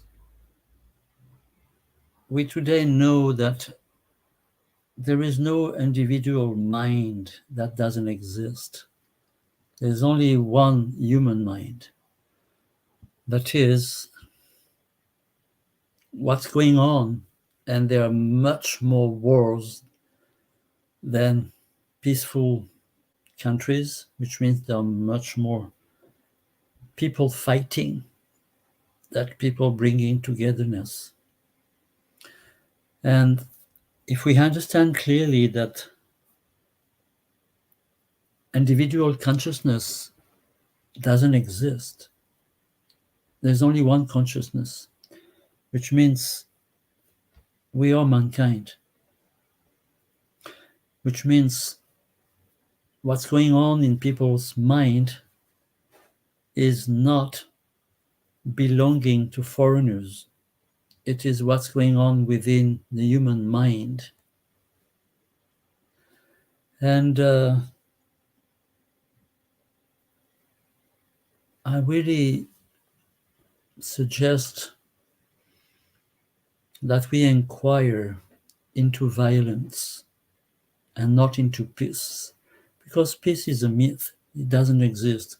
It has never existed in humanity. When we look at history, from what we know from the past, peace has never existed. And it's always been a big discussion. But it has never happened as a fact. Never. So the question is not so much how to bring peace, but to dive into our violence. Why are we violent? What is the root of violence?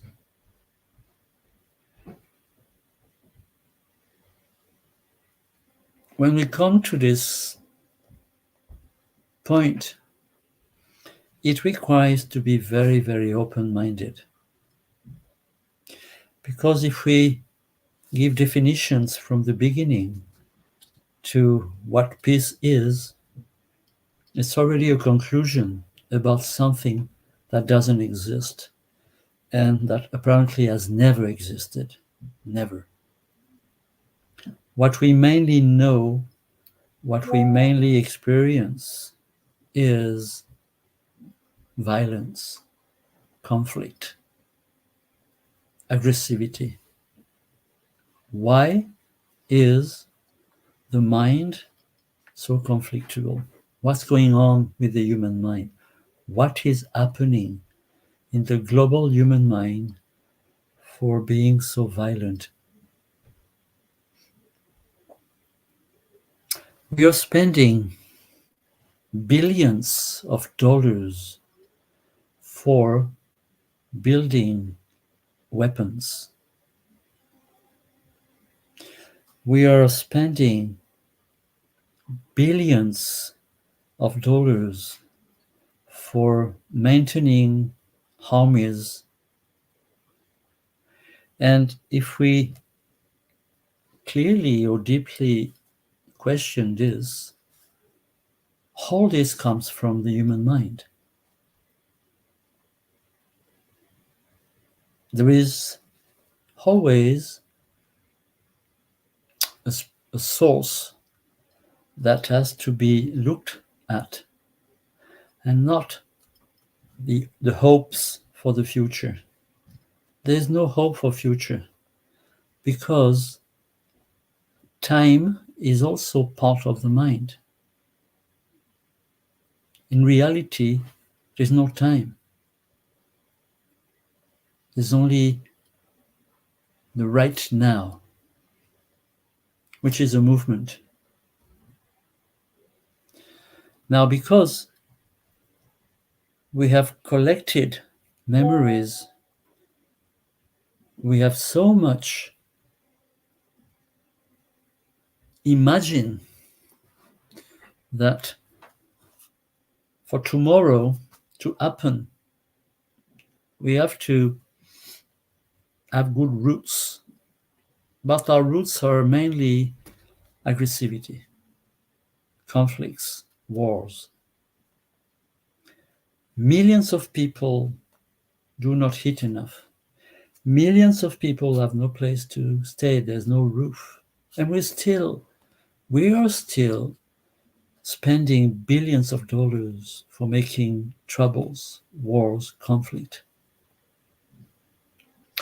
What's going on in the human mind? Is there a possibility for the human mind to stop this? To stop projecting another state in the future, like peace? To stop regretting the past. Past is mainly built by fear. And because of this memory, we are afraid of tomorrow.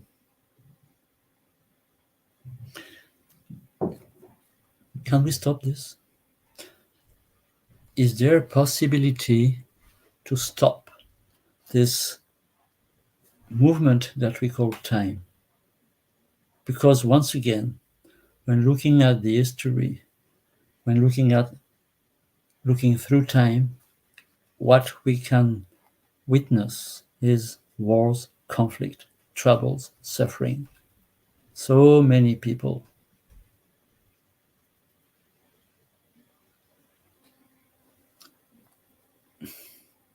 Unless we inquire individually and not following anyone, not following any idea, not following any theory, not following anything, but be oneself by ourself in loneliness, which doesn't mean separation. Loneliness means to be alone, means to be all one. That's another way of using the vocabulary. So, is it possible to be all one in oneself? And not projecting, not developing ideas for tomorrow. Forgetting about how things or how the world or how people should be.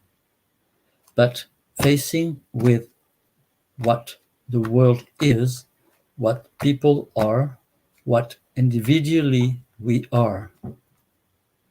And no more bringing fantasy into any type of belief. Be attentive. This talk is a meditation. It is not only what people call exercising. This is a deep way exercising into the meaning of ourself. Who are we? What is it that we call me or I? What is this I-ness? Is this I-ness personal ideas, personal feelings or emotions, personal psychological patterns, personal behaviors? What is this I-ness? Obviously, when we ask this seriously, really seriously, not playing with words, not making funny games with a thought, when we question this, what is this I-ness?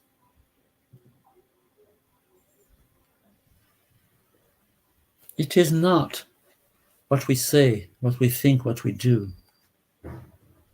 It is, let's say, what we are. And what we are is, there is no difference in what somebody is or somebody else is. There are differences in what they say, what they think, what they do, their social activities, They believe their religions, all this stuff which has put the world in blood and tears. What has put the world, the human world, in blood and tears is action, is ideas, is emotions, is social, so-called order. It's mainly a social disorder. If we're talking about what we are as a human being, it comes immediately that there is no individual being. Once again, there is only human mind, only one human mind, and only one human being. Now, is this being at conflicts? Is the nature of manhood, womanhood, mankind, is the nature of mankind a war? Where are they all coming from, those conflicts?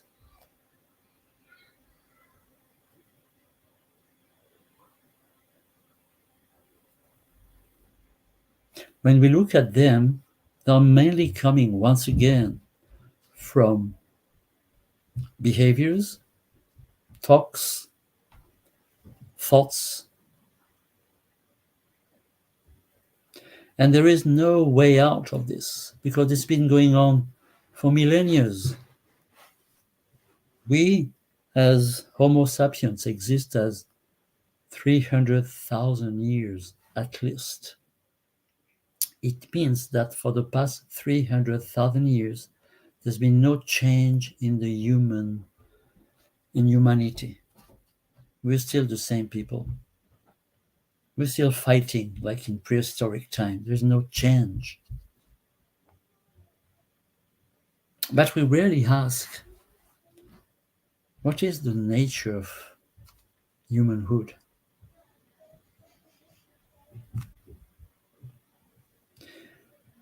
The question is not to define what it is. The question is to put away what it is not. Once again, is the nature of humanhood, is it what we say? Obviously not. Is it what we do? Obviously not. Is it what we think? Of course not. So if you put all this aside, if we put this aside, because we have to do it together, not that somebody should do it and you follow. The following mind, the followers, has brought the world into pieces. When you follow something or someone, that is, you stop inquiring. You just say or think or do what somebody else says or thinks or does. And then our life becomes an imitation. We are an imitation of our leaders, so-called leaders. I tell them, I call them so-called because most of the leaders from the past, whoever has been the leader, have kept the world in trouble, bringing separation, division, nations, countries, political ideas, religious ideas. All this has put the whole world into pieces. And it means the human mind into pieces. So can you put all this aside? What is left?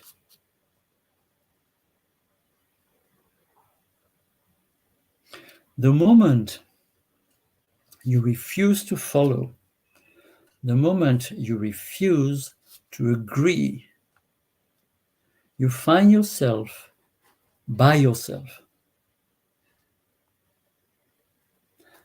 What is the state of the self? How do you feel if you go into that nature of what you are? There's no conflict there.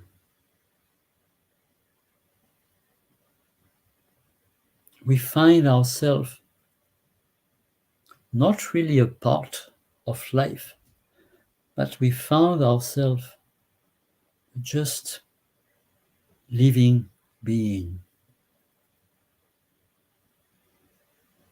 How strong do you feel alive if you put everything aside? How tranquil do you feel when you put everything aside?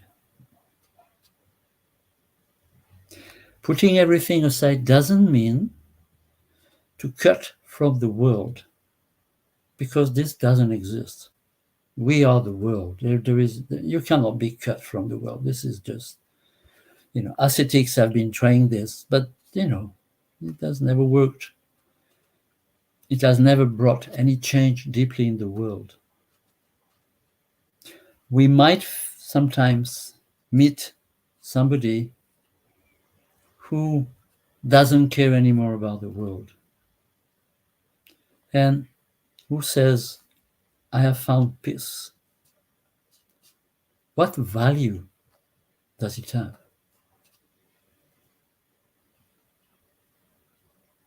Personal tranquility has very much to do with refusing the world as it is.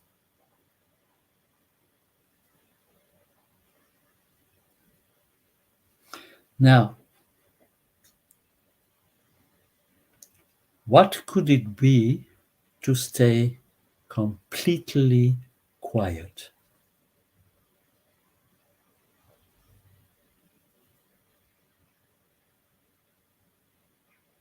That is, staying with what really exists.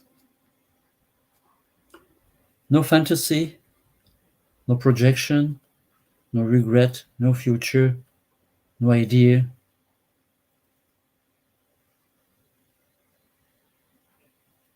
Should we stay together for a while in complete silence,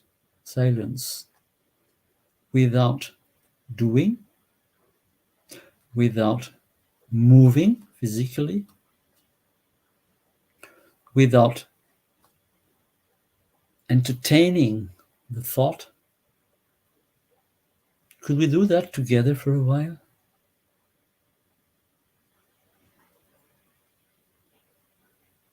There is another aspect for this. It has to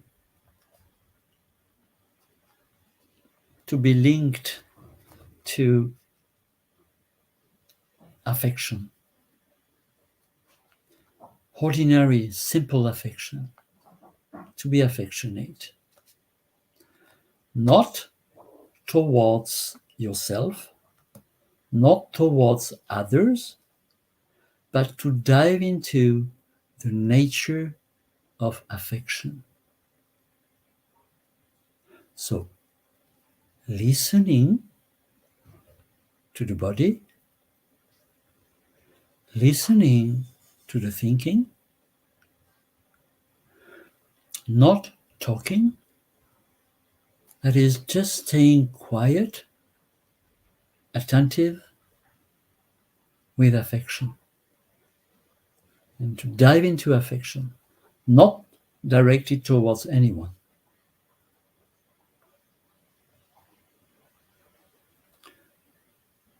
Should we do that together for a few minutes?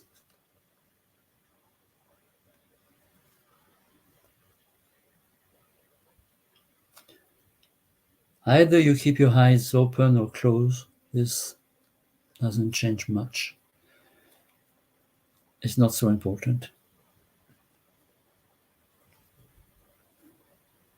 And try to find a position that you can keep for 7-8 minutes where you will not have to move. That is, to find a position where you're very, very easy.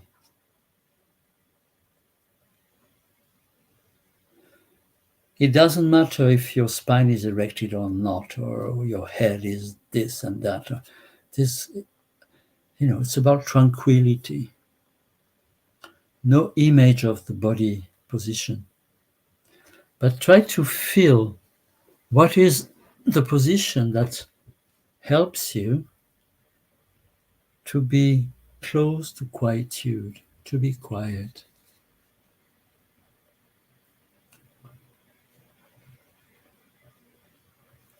If it helps you, you might use the natural breathing with every breath out, just to relax, not doing.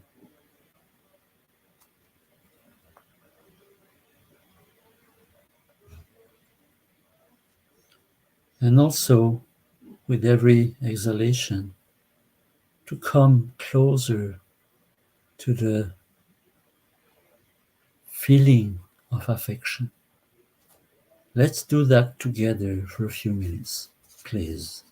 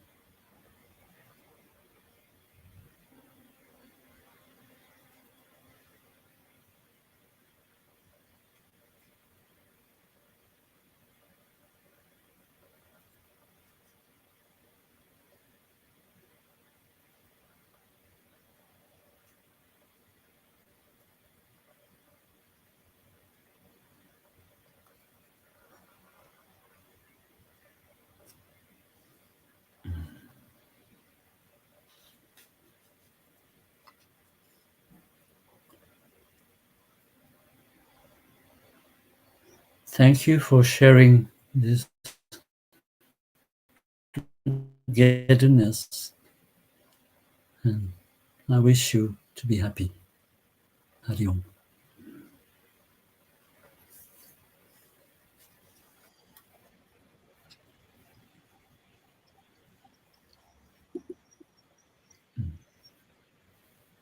Most thank you very much, Andreji. It was very peaceful and it took away all the stress from of at least all the physical stress from me. Thank you very much. Thank you.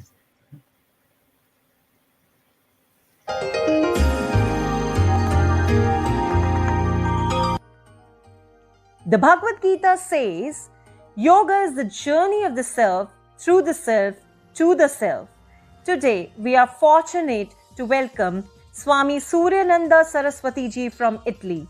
He is the creator and founder of the World Yoga and Ayurvedic Community, president of World Movement for Yoga and Ayurveda of the European Yoga Federation and the C.Y. Surya International School of Yoga and Ayurveda, Vice President of the International Yoga Federation of New Delhi, and a founding member of the European Ayurveda Association.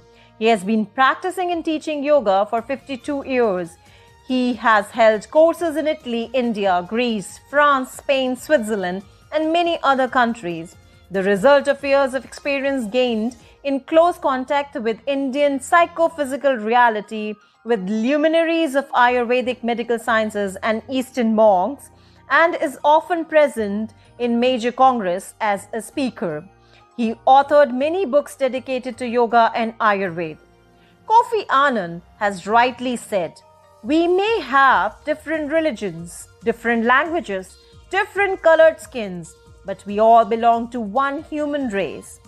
So now let's welcome Swami Suryananda Saraswati.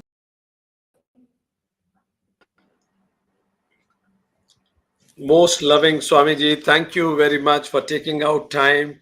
This is the closing speech of our CET event.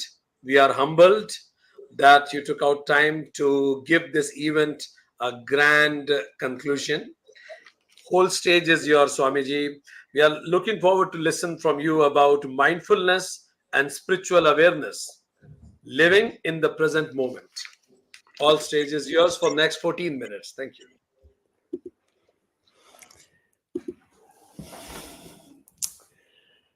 Good morning, everyone. I want to say once again a big thank you, Dr. Vikram, because you organized this wonderful and amazing event. I am very happy to be here with you all today. We are here together becoming, as we always do, an example of the unity in diversity, conditions so close to me that, as you know, I really care about. The only condition in which we can really find peace, united, totally respecting diversity. Then, thank you to all the speakers, who was so many in this event, and all the important people. And finally, I want to thank you all that will listen to me. There is nothing that can prevent people from walking this charming path to a spiritual awakening and the ability to connect to the present. Indeed, as we are going to see, it is exactly the lack of consciousness and the inability to connect to the present that prevents us from understanding some main aspect of our life. Almost always, mostly in the West, those who approach yoga at first show more interest in obtaining good physical results. But when practitioners go on exercising, they feel a growing desire to get in touch with their spiritual nature. What's better than meditation to help in the exploration of that kind of unknown reality, but so attractive? As we know, the path is not without physical or psychological worries. Success requires trust, patience, time, and perseverance. And it is important having no expectation. The Eastern ways, mainly the Indian way, have been working for thousands of years with the aim to bring men back to the present by proposing consciousness experimentation, to promote the arising of the needed qualities. Among all the practices, the most productive one by mainly masters is the one they extend vairagya detachment. This word refers to an imperturbability attitude to no identification, no involvement.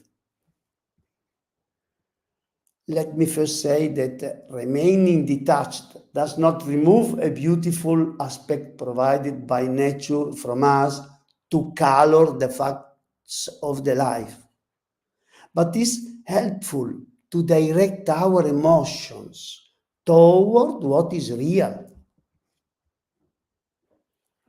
While staying in this dimension, we must learn the properly use of the tools that nature has provided for us. We are also in this life to learn how to use things so that the quality of our existence is not compromised. So we should learn to use our emotions in a good way as well as in everything else. One of the secrets to better living is making good use of things.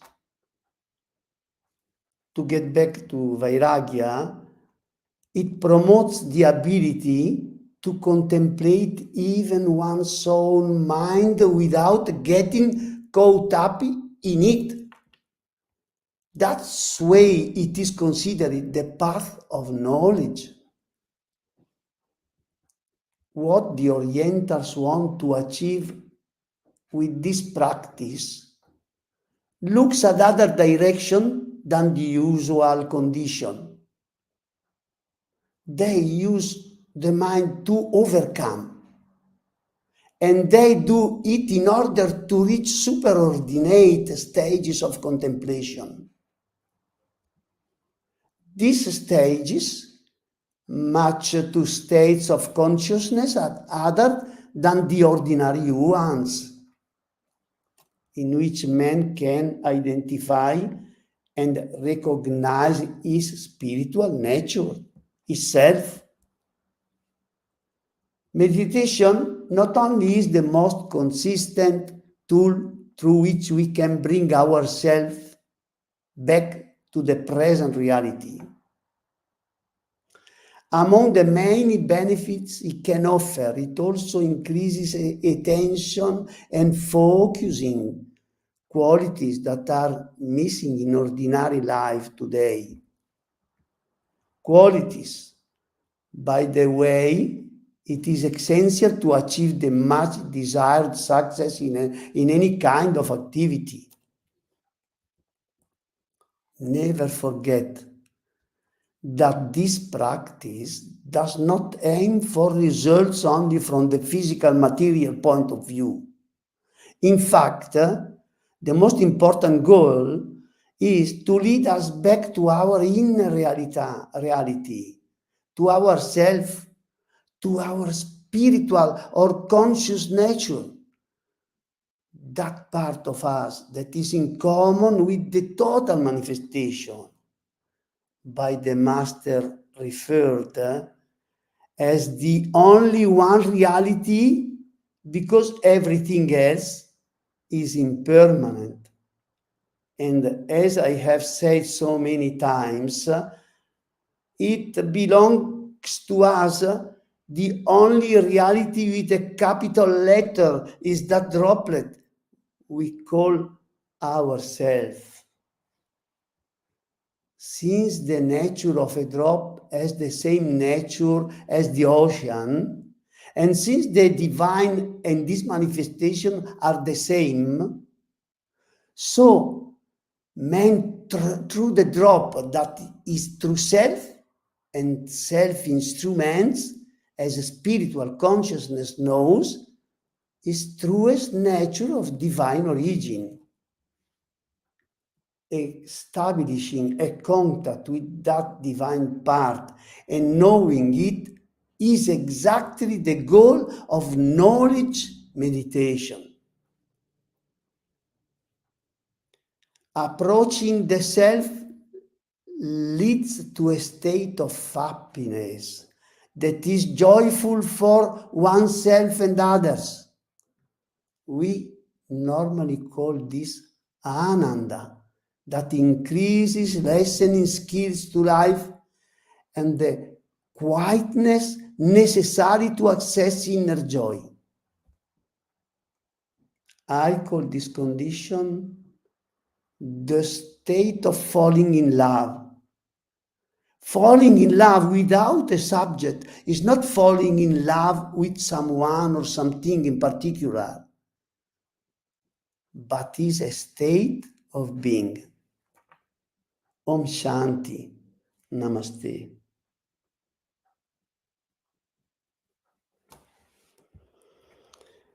Asatoma Sagamaya Tamasoma Jyotir Gamaya Mrityormamritam Gamaya Loka Samasta Sukhino Bhavantu Sarve Ginana Sukhino Bhavantu. Om Shanti Shanti Shanti. Peace, peace, peace. Namaste. Namaste, Swamiji. Thank you very much for taking us into detailed dimensions of meditation. You rightly mentioned it was very profound when you said that vairagya or detachment is not ignoring the beauty of the world, but it is appreciating the true nature of the things. It was very profound, Swamiji. And as you define that Ananda is the falling in love with ourself and our true nature. So all these things, what you mentioned, comes out of your own experience, your own sadhana, Swamiji. We feel always blessed at United Consciousness that you bestow your love to us. And through you, we would like to invite all our friends of European Yoga Federation to Ujjain for our function on 14th, 15th, and 16th of February, which is United Consciousness Global Celebration of United Nations International Year of Peace we are celebrating. So everybody is invited. The theme of program in February in Ujjain is establishing culture of peace through united consciousness. Sam Swamiji, you are heartily welcome along with all our fellow friends from Europe. Thank you. I humbly thanks Swami Suryananda ji for teaching us and giving us useful tips. Thank you very much, Swami ji.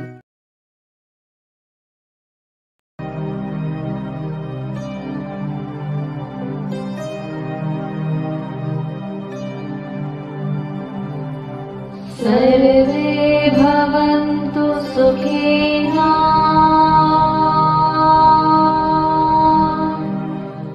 सर्वे सन्तु निरामयाः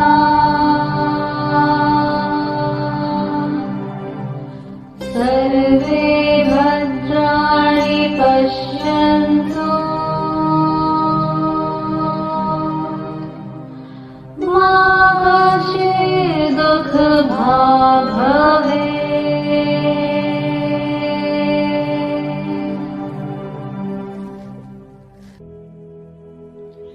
This shloka means, may everyone be happy, may everyone be free from all diseases, may everyone see goodness and auspiciousness in everything, may none be unhappy or distressed. Om Shantihi, Shantihi, Shantihi.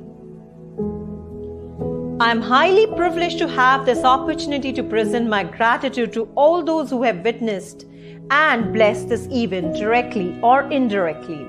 I believe that this is not the end, but the beginning of our journeys. The journeys towards the noble cause of removing the 14 divides rooted in human race and promoting harmonious and peaceful coexistence. Firstly, I thank the God for blessing us all. I extend my heartfelt gratitude to Mr. Rajesh Rabindranath of Project Self USA, Yogi Baba Adnan and Madam Kubuk of Siddha Ashram Yoga Center, Mr. Andre Reel of Nidra Yoga, Swami Suryananda Saraswati of European Yoga Federation, Mr. Sukhdev Volker Brits of Yoga Vidya, Mr. Valdemar Parado of Yoga Yogeshmo, Ms. Patricia Begle of AAYT, Ms. Emmy Blessio of CUIDY, Ms. Valentina Cortene of African Spiritual Council, Mr. Andre Lebanau of Yoga Lam, Mr. Josh Pryor of Yoga Australia, and Mr.